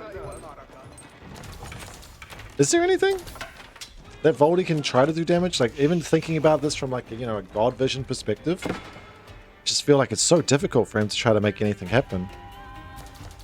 Using the cavalry to knock on the doors of the side of the map is obviously, kind of like using your in-game flowchart, what you should be doing to try to get some damage. But I feel like, especially on this map, but in this situation as well, or composite bows is just finishing as well. If things weren't bad enough. And it's actually mass cavalry that's mostly coming in. It's a very, very scary time there for Valdy. Even though Kiljardi's got so much money in the bank that has not gone into units, he still has such a lead. Trying to get in there on the backside, but the fight's coming in. Okay, they went the 1.25 attack speed. So is it 1.6 or 1.5 or something? There's 2 disturbees there actually, which will do a lot of damage against the archers. Kiljardi needs to split. Manually splitting them up. Put them in the C formation. Nope, just manually splitting them up. Nice kills there from the Nest of Bees. That is definitely his one chance to win this fight. Otherwise, Kiljardi can run straight through. He's got so much money in the bank, which means there's not everything is in these units. The raid does have to come back there from Valdy as well. Not able to commit or get any damage done, even though he killed the wall. Now the Nista Bees are actually exposed. Gulam's even in there on top of the men-at-arms. The archers are going to fight them down. Great job to pull the villagers to keep them alive. Astronomical Clock Tower Nista Bees are the only reason they're still alive. Getting another huge shot there to kill so many archers, and we're just sitting under the barbecue in the sun. Very nice from Kiljardi. I mean, from Voldemar. Does pull the horsemen around the side, but there's nothing really they can get on top of. We're now at 13 villager kills behind all this, and we do come away with it. Really nice Nista Bees shots, but not enough to get rid of everything. Another one coming in. Ooh, it doesn't quite. It's just tickling for now. And I think Kiljardi doesn't see that extra gold. No, he sees the mining camp. He knows that's where the gold is. Hello? Goodbye. GG scored. It does go over to Kiljardi. Understandable feudal aggression from Valdy. But as soon as it didn't pay off, unfortunately, it didn't look like there was a way back in for him. Look at that villager count. Look at that resources. Look at that 2 TC spike, man. Very well played from Kiljardi, man. Very well played. Takes, well, I think it's 1-0. Fuck the Fino, dude. If he goes imp, he can get medical centers on the keeps, will be help with Valdy. Yeah, true. I feel like in Kiljardi's position, there's very little he could do to lose other than like a whole bunch of Nista Bees killing his ass, right? Let's just quickly have a look at what game that actually was. And it should be very easy for me to do that. Oh, this is why I need people on my friends list so I can go see them. I can smell smoke again. I think someone's just cooking outside or something. I haven't burned down yet. That was game 1. That was game 1 for sure. Just looking at Kiljardi's history. Nice. Nicely played by the man. Okay. Let's have a look at draft if we can. The Civ Pick draft should be up. We weren't able to see any other drafts, but we should be able to see Civ Pick draft as they get started. It's going to be 4 lakes, and it's going to be Kiljardi on Lancaster and Valdy on Japan. But what did they choose?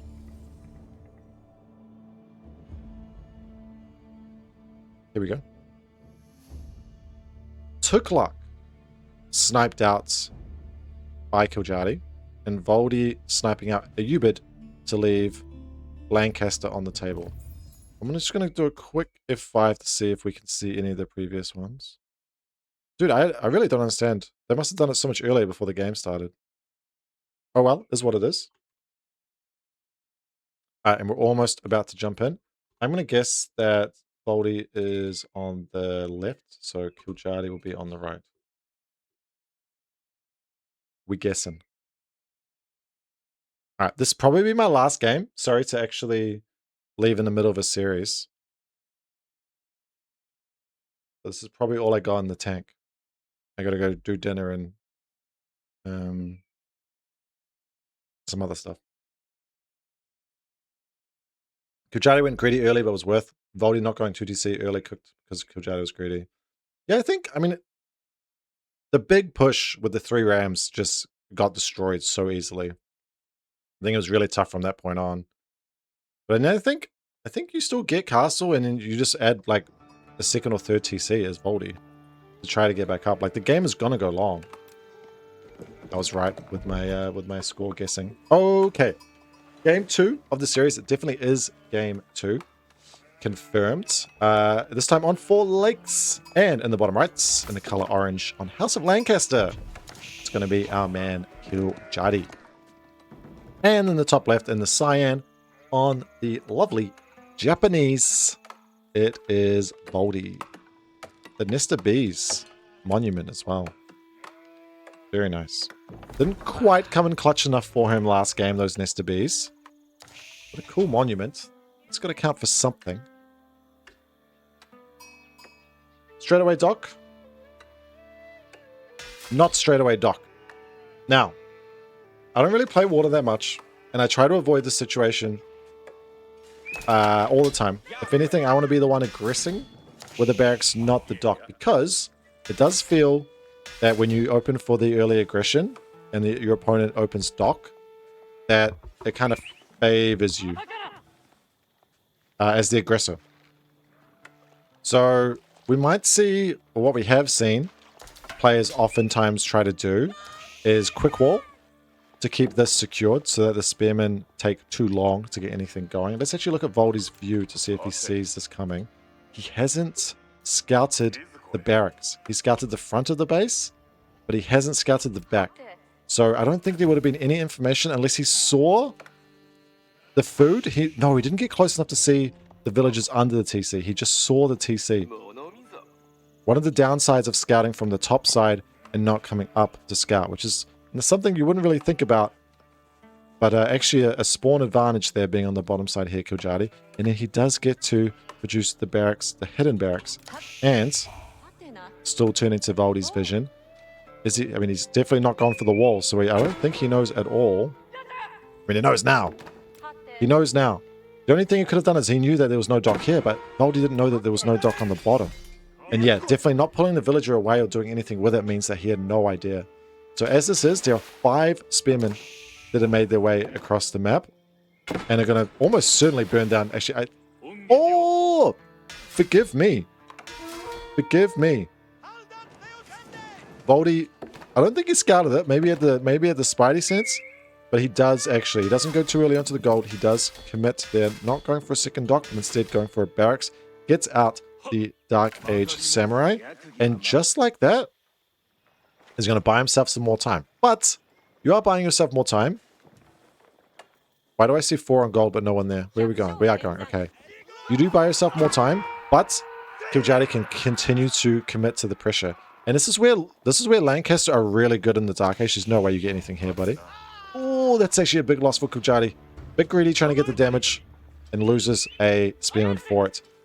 This is a nice advantage for Lancaster because you get not only do you get more sheep, so you can do this for a long time, but also you've got the extra gatherer on sheep. So your food is actually going to be in a better position, generally speaking.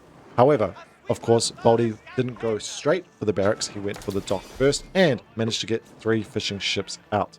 That said, did he get... He got a little bit of gold, just one thing, one trip to get out more samurai. These do still cost 20 gold, right? 30 gold samurai cost. That's awful because it makes it so difficult to be able to keep producing. 8 spearmen are now on the field, and Valdy's now having to produce spearmen himself. It's going to be a bit of a micro battle though, because the samurai do trade a lot better than the spearmen do. Samurai actually having armor for starters, 2 melee armor. But they're expensive. And Valdy, he's delaying. But what are you delaying for? You're getting more food income coming in, but you don't have anything else really going for you because you can't get the gold, at least at the minute. He's gone out to the wood now. But the age up isn't on the cards. And if this goes down, then all of that food eco is lost. That advantage from having the fishing alive is lost. And he can't produce anything else other than a few spearmen. He's actually stopped producing and chased 2 spearmen a long way away with more units, whereas kiljardi doesn't give a shit what any of those spearmen are doing other than these ones burning down the stock. 1 spearman here. Villagers being pulled. He's going to take the fight, but there's no way he's going to keep it alive. No, he's changed his mind. Going to turn that into that wood into a forge, but there's still not very many units here. 5 units total, 2 samurai, 1 of them which is hurt. And kiljardi's got 13 spearmen. Still not gone on to... Oh my gosh, he's even snuck a dock during all that. I was going to say, still not gone on to gold. Not really worried about aging up. These extra spearmen are on the fronts. Valdy, you're not going to lose one, eh? Nope, he does mark it away. Good job. Spearman going back, but this thing's on 25 health and there's no villager in sight. It is going to go down. Those ships are going to be idled out. And that makes it such a difficult position there. I think maybe just... I mean, the macro is really tough trying to make the samurai when you have no gold and you need so much wood. I think maybe an overinvestment there, just didn't scout enough on the aggression that was coming. To be able to get the right villager splits, to be able to macro for that, to be able to continuously make units. Blinking just a little bit. And now the eco is going to be in kiljardi's favor with the fishing. Now pulling the villagers, which not only is this, dicey, and potentially losing them, but the idle time as well. And there's no... Actually, there are more units now coming in. Do you have an extra barracks? No, you just got 3 units were queued up in it, which is also not a great place to be. And gold now denied, which means that age up isn't even on the cards. 8 villages now on gold. 5 were there. 3 more added into the mix. And gold completely denied. Where do you go? Where do you go? 1 villager trying to take 1 trip? What the fuck? What was that about? Nope, he's just carrying 4 gold. Maybe went to go sneak the dock, he did. But kiljardi, yo, he's not messing around this series. Here's that villager there, scouting the entire coastline of that lake to prevent the ability of getting a... Oh, so sad seeing these guys. Yikes. Yikes for Valdy. He's sent 15 out. Bro, he doesn't even have forge. He's scared about the spearmen coming back in. But actually... Oh, kiljardi. Maybe this is the first little slip up here, to be honest with you. With 18 spearmen, you can definitely continue to deny this. But 15 villagers go for a trick. A very slow trick without any semblance of wheelbarrow. Even the level 1 version. Was it Tawara? Tawara. And he does get enough to go for the age up. So the game's not done. But we've got 4 fishing ships here. We've got another dock that's now going to be coming down. Abbey of Kings is almost up. So I think Valdy did a good job. kiljardi blinked and Valdy took advantage. Still respecting it though. Didn't keep anything out on gold. Respecting the aggression of the spearmen. But now there's nothing stopping Valdy from getting a dock up. And I think he's gone straight there. Yep, and he sends a villager as well. Okay. Fuel age comes in. First thing coming out is actually double VortiX. We don't even have the spearman upgrade. We are going to have the lords, of course. And we are going to start turning towards... Oh, nice little value camp here. Not a perfect one. A tile in there, but still nice. We're going to lose a scout. We are. kiljardi is human. But he does see a lot. Double barracks. He knew we weren't on gold yet. But the gold's coming now. And then 2 archery ranges. So Valdy is not going to look to just go and get all the docks in the world behind this. It's going to look to be aggressive. It's going to be those Yumi. Yumi Samurai is actually a pretty difficult to deal with composition. Do we have anything added in? We just got the archery range. And we are going to get our first mana here. What a good mana it's going to be. We're also making a lumber camp. Why? Didn't we just get double VortiX? And then we deleted it. And then we're making another one? You know what? Let's not question it.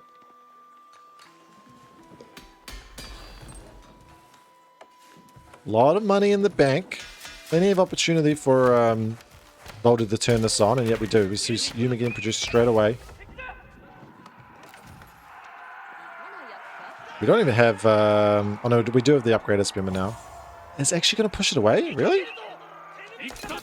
The Lord of Lancaster getting a lot of respect.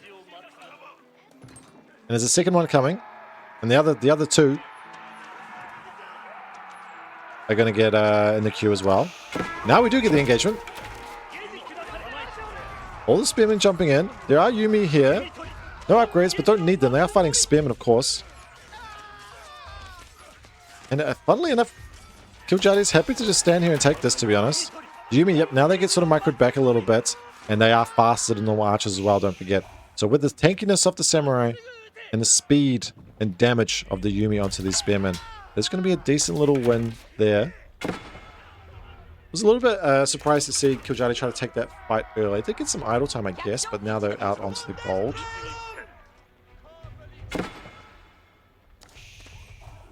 But now the archers the other way come. Yumi archers are fast, 1.38. Yeomen are also fast, 1.31. And a little bit of a overstep there with the Yumi chasing the spearman still. But then we got a little bit of overstep the Lords of Lancaster chasing the samurai still. And now all bets are off. This is going to be a Lord of Lancaster Yeoman versus Samurai Yumi. I've never seen that before in my life, and I love it. It's like different, like unique version of men at arms for both sides, and then unique version of archers for both sides. That's really cool. Actually, this buddy might not be long for this world. Sorry, lad. But there's plenty more No upgrades from either yet. +1's coming in. Or +1 attack, range attack's coming from both, actually. I'm sure range defense will be coming right behind it. Fishing count's still very much in Kiljardi's favor, but Valdy's secured up his top lake. And all the action turns to the middle of the park. Does this guy know? Don't tell me he survives on 1 HP. What a legend. And although the king lords rather don't heal around like the English king does, the abbey itself still heals, and it heals quickly, man. Look at this guy. He's full of beans. He's on death's door, and then he just... Dude. I wish I recovered from hangovers this fast.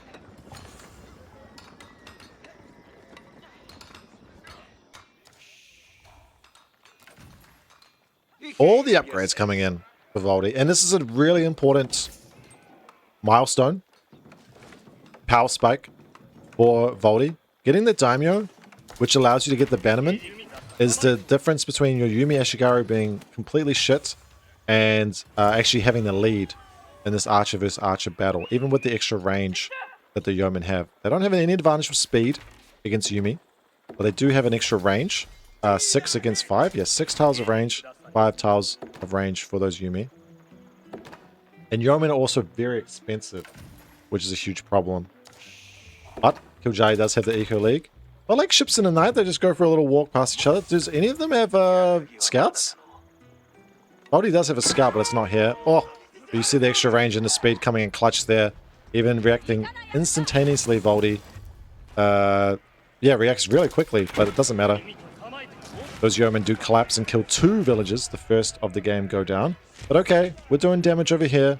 But I can do damage over there. Kiljardi also reacting very quickly. Gets a little bit more warning. And actually, ooh, Valdy's diving.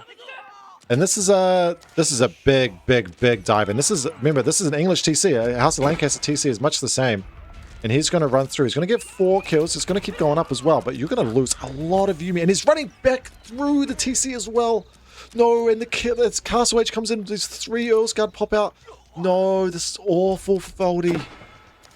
He lost so much. 5 villager kills is not even remotely worth it. And it's even worse when you're playing on a hybrid map where you've got the fishing eco as well. It's kind of like, if you think of it as like a second TC, it's like you're doing, like you need to get more eco damage comparatively because the eco is supercharged. Oh, and these poor Yumi, even if they didn't die to the TC, they're dying now. And that is, if it wasn't already bad, it is so much worse there. Those kills were just simply not worth it for Valdy. Clearly feeling like he needed to get something done to try to get something back in this game.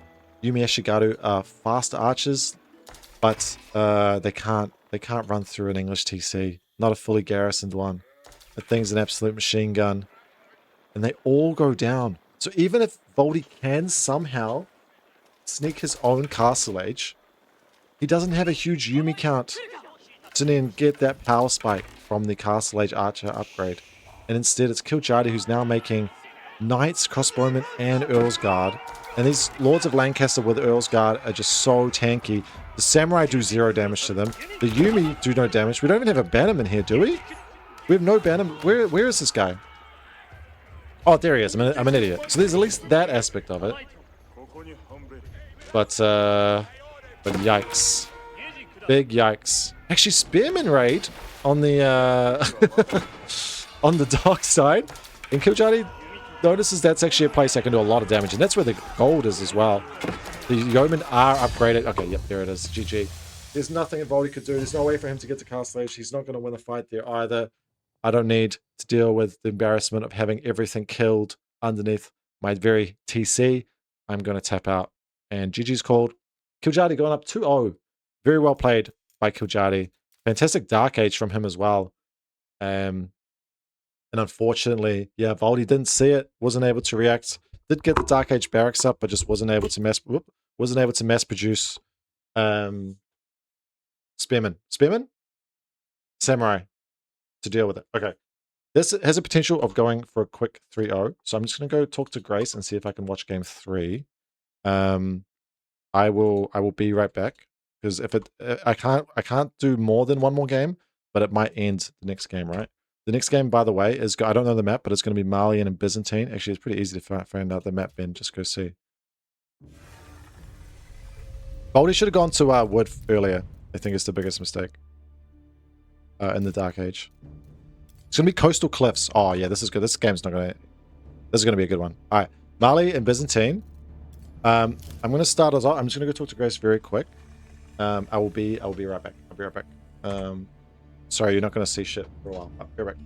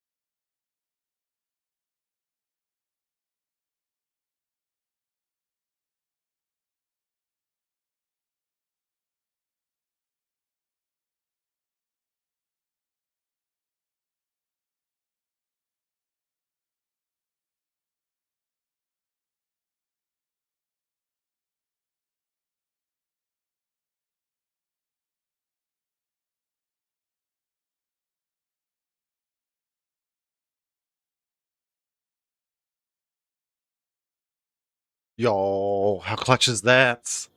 How clutch is that? And yes, we absolutely are watching it, by the way. Let's freaking go. And we got the right side. I don't even have to update the score. All right, here we go. Here we go. Oh, my back is sore, but who gives a shit? Let's get into it. Okay, game 3 in the series between our orange player, playing the Malians, Kiljardi, and his opponent in the teal cyan? I don't really know. I think it's probably more cyan. Doesn't matter. It's Byzantine and it's Valdy. Honestly, for there nothing being nothing on the line with this series, I've been very impressed by Kiljardi. He's playing fantastically. Valdy's going for his trademark aggression. First game on Hill and Dale. I mean, it is obviously going to be a tough one to be aggressive on that map, and the Abbasid came in just too strong, sort of snuffed it out like a weak little flame. But that last game, Kiljardi was all over Voldemar from the very beginning in that Dark Age on 4 lakes. Really, really nice play, and I love to see House of Lancaster win because I have a soft spot for Lancaster. I hate English with a passion. I wish I liked them because I really like longbows as a unit, but I'd much rather play Byzantine than I would to play with longbows than I'd ever want to play English. English is a scourge in this video game. But Lancaster's dope. Alrighty. Very standard opening, 6 house opening from Kiljardi and Mali. And then we've got... So yeah, very much the old Byzantine build, even with their change in start. 3 on stone. Excuse me. So, excuse me. Cisterns are cheaper. You can get one right away, which is nice. We saw Luci, was it yesterday? Do a... interesting starts. I think it was against Sengoku, so perhaps matchup dependent. Although I think Mali would be the same, where you can sort of hoon up all your stone early, get all your cisterns flowing, and then play from there. But no, this kind of feels like the more traditional Byzantine build that we see them go for. And the change, yeah, making things cheaper made it a little bit better for Byzantine in this respect. Doesn't really mean you need to do anything too different. Not going to be particularly influential decision there. Ben got his Monopoly Get Out cooking card. Unfortunately, no. I'll still be cooking. We're just going to do it a little bit later. Grace is feeling less hungover, but she's still very much still in the same spot on the couch when I left her 3 hours ago. So she's doing all right, but she's not in any rush. And she's got snacks and stuff. She's fine, she's fine. Neutral market, great call. I think it's very difficult to use it on this map, but we do have Mustafadi and Camel Archers. Yeah, probably not something we're gonna see. Although I'd love to see Mustafadi into Mustafadi. Okay, Grand Winery coming down. Third cistern coming up. And yeah, free villager, greedy builds, Mali, greedy as you like.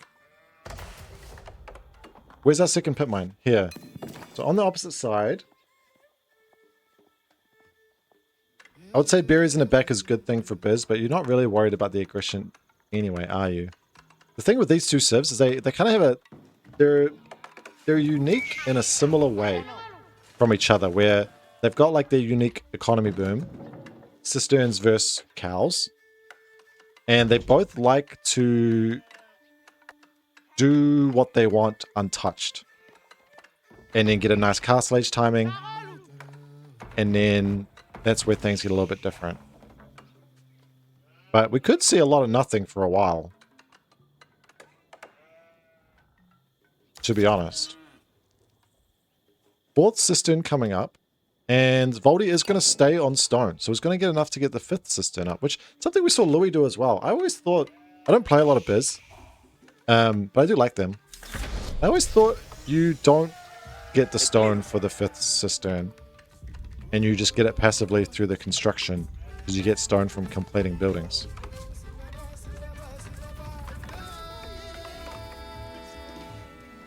I paused speaking just to listen to the that hype bit of the song. I don't play much Mali anymore either. I used to play a lot of Mali. I don't play them much anymore. I miss their music, man. They always got me hyped up when it hits that part.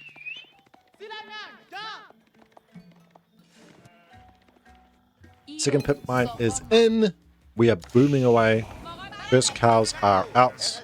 Double VortiX coming in.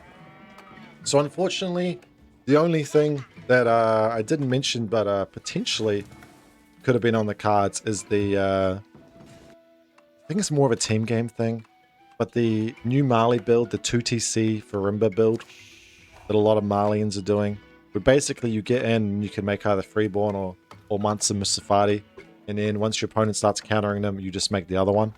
So then you've got units running around that counter melee and ranged, and they look the same, and it's impossible to snipe them out of a group. Which is both fun and toxic. Sable's now coming in. And Mercenary House? Yes, Mercenary House. No other production. We'll keep an eye on what contract it's going to be. Other than that, we're just booming away. We're just playing single player. Anyone got any fun plans? How's everyone's weekend going? Anyone get up to anything cool? What are people having for dinner?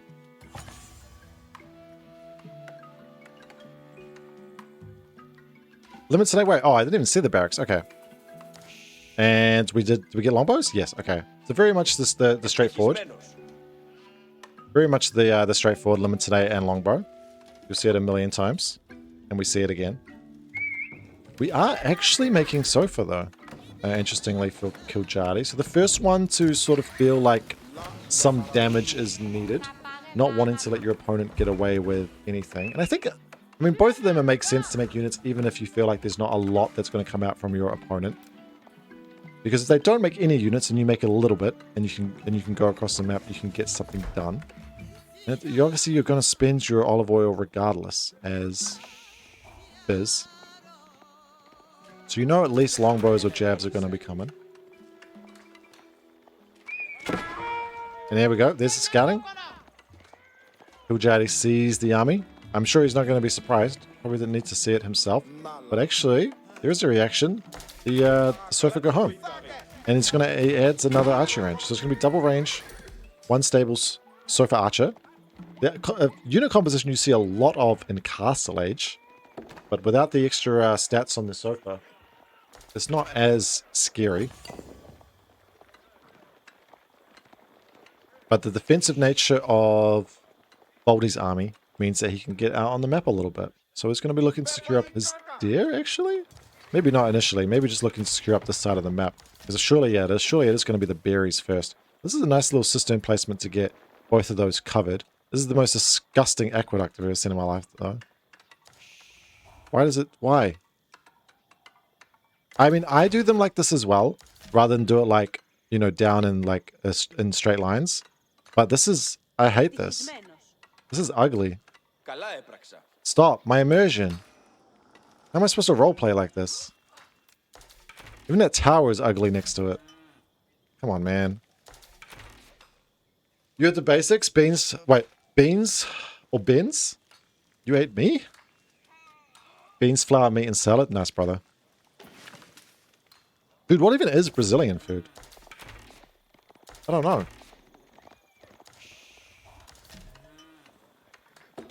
I don't think I've ever had anything Brazilian or been to like a Brazil. I don't think I've ever seen a Brazilian restaurant.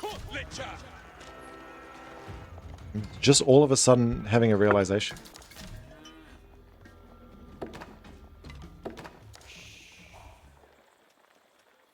Sort of all our... It's crazy that we're both booming up, but we're also making units, but we're not attacking. So it just makes our boom up a little bit later. So we're at 9 minutes. We haven't attacked each other. And we're not aging up. The hype I had 5 minutes ago is dwindled slightly. But I still believe in both these players that we're just going to be patient. And then the fire is going to be turned up. Culinary variety here is huge. So does that mean there isn't Brazilian cuisine? That's basically what I take it as. Because it's very much British cuisine, but it just kind of sucks.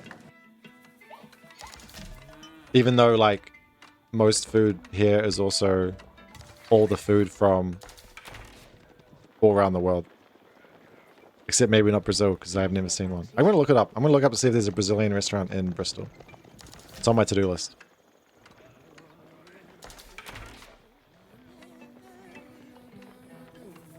Valdy is actually still making limits in A. All his food is getting invested. It's not just longbows massing, it's more than that. Whereas I think finally now kiljardi is going to look to go up. He's got a lot fewer on... Yeah, he's got fewer villages on... on wood. Just the 8. Which I don't think is enough to constantly produce double archer. Maybe it just is with double broad axe. And actually with this, because Valdy's been pushing the button, the unit producing button so much, he's the one that's actually looking to go across the map. And I think with what he has, he's not going to have a bad time. Actually, kiljardi is just now adding in javelins. Cancelled those archers. Like, oh shit.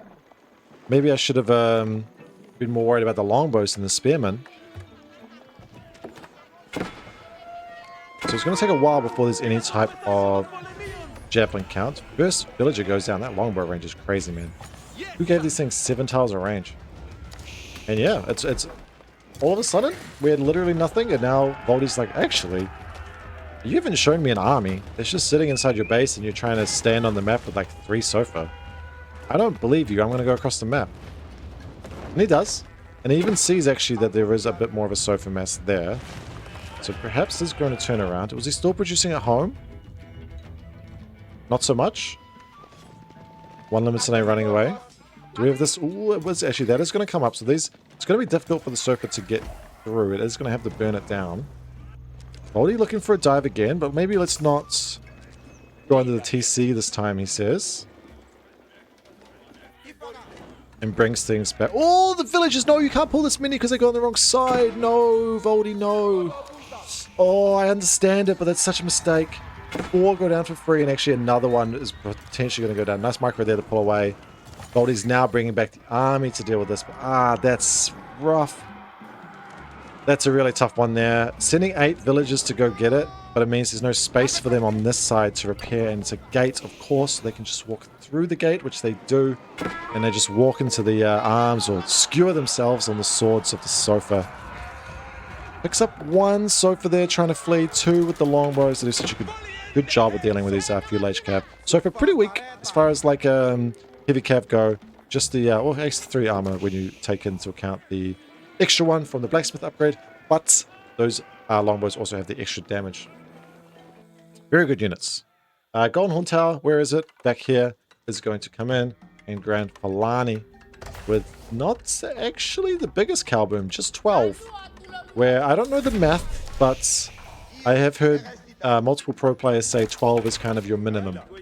You always want to go up with at least 12 cows, but the minimum is not where you want to be.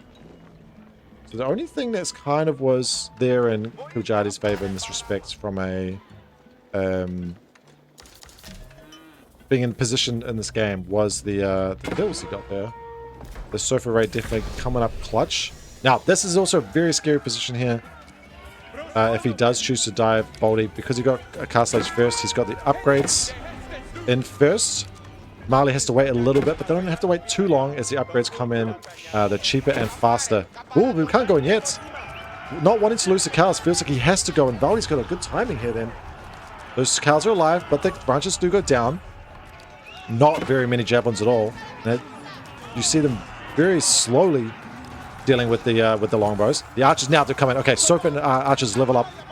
Now they're dealing with Valdy, and just like the previous game, sitting underneath the TC is a very, very risky proposition. The Sofa getting skewered pretty easily on the Limited, but the Limited have their shields up, which means they attack a lot slower. So the main DPS is out of these longbows, and it maybe just overstayed the welcome there from Valdy. Still shooting away. But these are veteran Sofa for sure, and that's just a handful of longbows, and he's just standing them there. So we're just trading them out. Does put them away now to a little bit more micro, but there's not enough there now. The whole, that's the last longbow on the field. It goes down. 2 cataphracts in queue. Oh my god, he just kills all the cows? Oh, sorry, he killed all the cows, so now he just eats from the cows. And I mean, there's still... The one thing about not having the biggest cow boom is that you can't lose that much of it, I guess. Valdy hasn't done well, has he, this tournament? No, definitely feels like he would have been able to do better. I think it's tough, this like level of competition. This group A, had probably more winnable games for a lot of these sort of lower seeds. So I think Valdy will feel like he could have done better on a different day. And I think this game still means quite a bit to him. For the pride aspects, he would think that he would be a good matchup for kiljardi. 2 more villagers going down there. Very nice. But it is tournament life on the line. This is the last game, potentially, for Valdy. But there is no way to qualify into the playoffs for both of these players. Actually, all 8 of our playoff positions are locked in. Another villager. Oh, gosh. It's really good archer micro here too. Just getting a little bit, getting forward enough to do damage, but staying away from these Varangians and from these cataphracts. And actually, there's just nothing. I mean, longbow cataphract is such a dangerous composition, but there's literally all the longbows died, and just a couple of cataphracts get produced. Sofa now running around in the back. Kiljardi's done a good job with his cavalry raids as well. Now looking just move back a bit, get himself up to snuff economically. 3rd pit miner's in. Cow boom is booming. Needs to get these guys all eaten up, but there's, yep, okay. Some of these are not sitting in the ranches, but I'm sure kiljardi will figure it out. Yep, he does. Very nice. So it's all back online. Cataphract fighting 2 Sofa. Do we have imported armor? Not yet. Dude, are these guys going to win against the cataphracts? Well, 2 more, that's not very fair. The shields upgrade coming in. Teardrop shields. Armor for cataphracts, move speed of Limited, and attack speed of Ranging Guard goes up. Why shields do different things for those different units? Go figure. But it is a video game. Relic's now coming in. What are we at? 1+1 for both players. Rest in peace, Sofa. I feel like Valdy tends to underperform in tournaments. I think it's a lot of pressure, man. Even if you do well in practice, it's a tough thing to compete. I think one credit for Valdy is he puts a lot of effort in. A lot of practice. Just needs that breakthrough, I think, to help the mental. Unfortunately, not this tournament, but even just qualifying for the main event is a big success. So he'll be disappointed, understandably. I think to be the best, you need to be disappointed with these kind of results. But hopefully not deterred. He's very young too. I remember when I was young, I tried playing competitive games, and I was also trying to play like competitively in football. And my mental was never there. Like as a 33-year-old, probably from when I was like late 20s, early 30s, I felt like my mental was a lot better, but I still choke real hard. Watch me play tomorrow. I got my first tournament match tomorrow after work. I'm going to choke like crazy. The mental side of it's really tough. Not to say that he's got a problem with it, but I think he needs that breakthrough to help with that aspect. But yeah, in both football, I choked real hard in big games in football. And when I was playing like... I didn't play StarCraft at a very high level, but I played like some League of Legends for like a couple of years at a high level in, well, Oceania high level.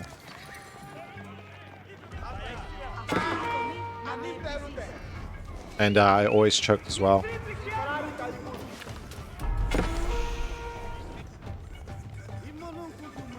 The way to counteract it, I think, from a mentality perspective, is just putting in the work. Make everything so muscle memory and second nature that you don't need to be thinking. I think Valdy's doing that, so I have faith in him. Alright, we might be ending up to the final battle almost in this tournament. Oh, the Landschnichter running through. Mega Now Tower is huge. That's going to buy him some time for sure. The poison arrows are in, which means even the Varangian guard don't live very long. One less, only the 6 armor there as well, ranged armor, which does mean they're a little bit more susceptible to those poison arrows, or arrows in general. And talked about Sofa Archer and Feudal not necessarily being the greatest composition in the world, but it feels very good in Castle Age, especially when you get all those upgrades up. Imported armor, which is very much in. 5/7 armor. And then the archers with that poison arrow upgrade. Getting very unlucky with the Golden Horn Tower continuing to produce Landschnicht as well. It can rotate between, just by chance, between those longbows or the Landschnicht mercenaries. Landschnicht, very unhelpful in a situation like this, and longbows would be amazing, especially after losing so many of them before, to bolster this sort of cataphract longbow Limitsine composition.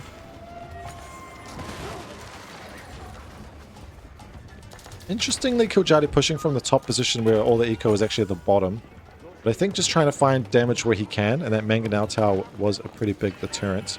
A couple of houses. We don't have the vision upgrade, doesn't really matter. A couple of houses going down. Little wins. Unupgraded tower, that'll go down nice and easy as well. And Valdy delaying. Trying to make the most of his defender's advantage. Unfortunately, this Golden Horn Tower does not shoot like the Macedonian one. The Mali music really hyping up. Thinking Kiljardi's got set point here. This actually isn't bad damage. Valdy's got 118 pop out of 100, and it's about to go down again. There's nothing he can make. These units are all in queue, even the villagers. So it actually is pretty solid economic damage, even if indirectly. And there's no wood for Valdy to be able to make these towers, make these houses very quickly. He will get them in, I'm sure, but it doesn't feel good. Yeah, there we go. Even still put in. Ooh, yeah, that's really not great. Some units on the map. Cataphract's going to counter raid. I think that's very clever there from Valdy. Let's try to keep an eye out, see if he can get damage. He's going to need to get a lot of damage though. Let's find himself onto the villagers. In the counter, Kiljardi was trying to do the same, but is having to defensively react instead. But let's force him away a little bit. Valdy not wanting to dive through this time. And it's going to pull away. But that does buy some time. It's going to get 1 kill there, so 2 total. It's the trample through the sofa. Not doing too much, but something. But now there are a lot of units here. The sofa count is at 40 for Kiljardi. Not a little villager going down. Doesn't get too trapped. Loses a little bit. But this is a... Oh my fuck. Putting all the army together? That is so scary. That's 100 units right there. Oh my days. I'm not really sure. Valdy's doing a good job of like delaying a bit. And okay. Delayed, but to what end? There's no way for Valdy's to be able to get an Imperial Age. And this is a huge power spike for the Mali. So much gold in the bank as well, which means these upgrades are going to come in straight away. And actually Valdy reacting, seeing that the foot was off the gas pedal, is going to step out. Needs to. Get the Springle Tower, maybe decap the Sacred Site, that feels like something. Even kiljardi. Getting in there again. Doing such a great job with these, man. Just getting in, making use of these little raids. It's been a great element of his game in this series. Ooh, kiljardi wanting to jump in straight. Okay, we see both upgrades come in, Sofa and Archers, but these upgrades aren't as fast. These aren't like the Castle Age ones. They still take a full minute to come in. He's going to just kite back and forth. Ideally, we'd like to kite back to the Fort of the Huntress, but that's not going to happen, and actually might just end up taking the fight straight up. Sofa diving back. The Archers from kiljardi are microing very well to keep things off the front line. Some units going through. No, they're just actually attacking the pit mine. There's no villagers there. The villager kills. Keep an eye on them in the bottom left, but there's not too much going up now. Now the front line is wrecked there from Valdy. And his limited name with the shields up, walking away very slowly. Only a couple cataphract and horsemen in there, but the Sofa count is still huge, and actually the Sofa are going to be able to walk over all of this. The upgrade's still not even in yet for kiljardi, but it doesn't matter. Castle Age was enough. GG is called 3-0 for kiljardi to end his tournament experience. Valdy, unfortunately, not able to get a game on the board or at the series itself. But GG is called. Very nice there from kiljardi. He'll feel good about those 3 games. And he should. He really should. Very well played. Very well played there from kiljardi. Man, that Mali army, that feels so weird to say. It's fucking scary, man. kiljardi, my guy. Dude, well played, dude. That was sick. That 4 Lakes game was rude, but it was dope. Go custom my games, bro. It's too lovely, man. Like I said, man, I wanted to do your one against Demu. I was really disappointed. So I'm happy to get one right at the death, you know? Alright, let's look at the standings then.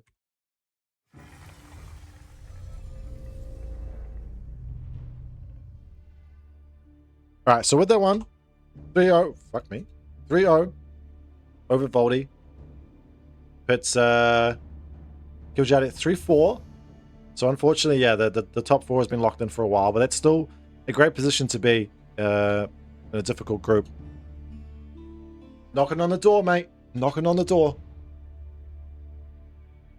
Really fun format of this tournament, by the way, to give us a lot of these games. That was actually an unusual series where there wasn't really much to play for. But sometimes both the series and even just the individual games can make all the difference. And I think that's probably going to be the case for Group B here. So, is Gully still got a game? No, Gully lost to Demu earlier, right? Yeah. They played that before the mainstream went online. So unfortunately, Gully is going to end without getting a series win, but still 4 map wins, which is good. And similar situation there for Corvinus.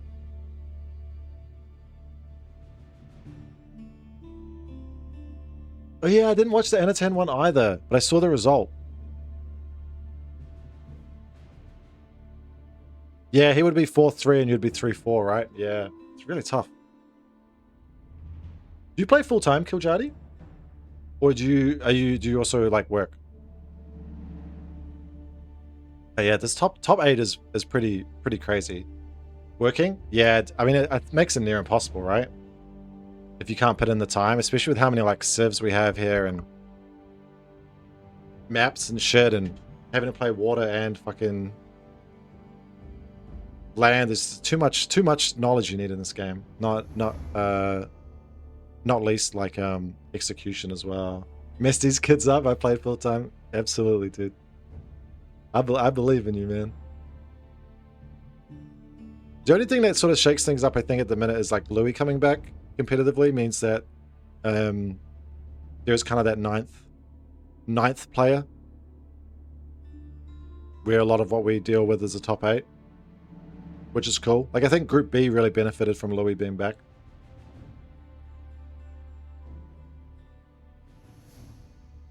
But it's also awesome seeing guys like Gully and MSN coming up. And like I was saying, I hope Valdy does at some point find his like breakthrough tournament where things click for him a little bit.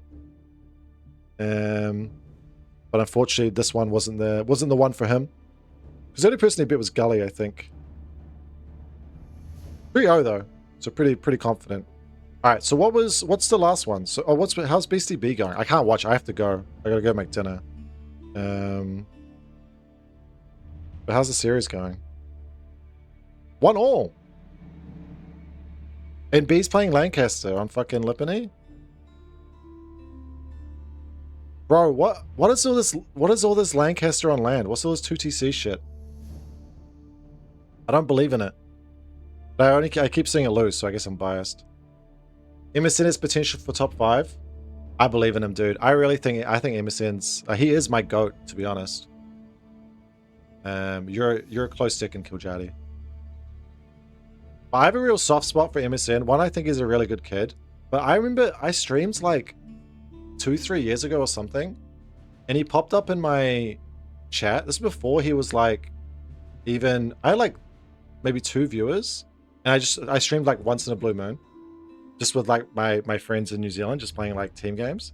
And he popped up and was chatting and like came in like often, and he was probably like, he must be like 15 years old at the time, and he was just like real sweet, and he was just like asking like hi and stuff, like how's it going. And then he was like, he said he was like, he told me his rank is like Conk 3 or whatever. I didn't really put together that he was that good. And then obviously like seeing him come up, it's been awesome. But I still remember of like him first popping up in chat and just saying hello. And I asked him what his name meant and stuff like that. It's like it's his initials and he's from Denmark. And he always, it's a very wholesome story. Fun fact, he was mad drunk the night before. MSN?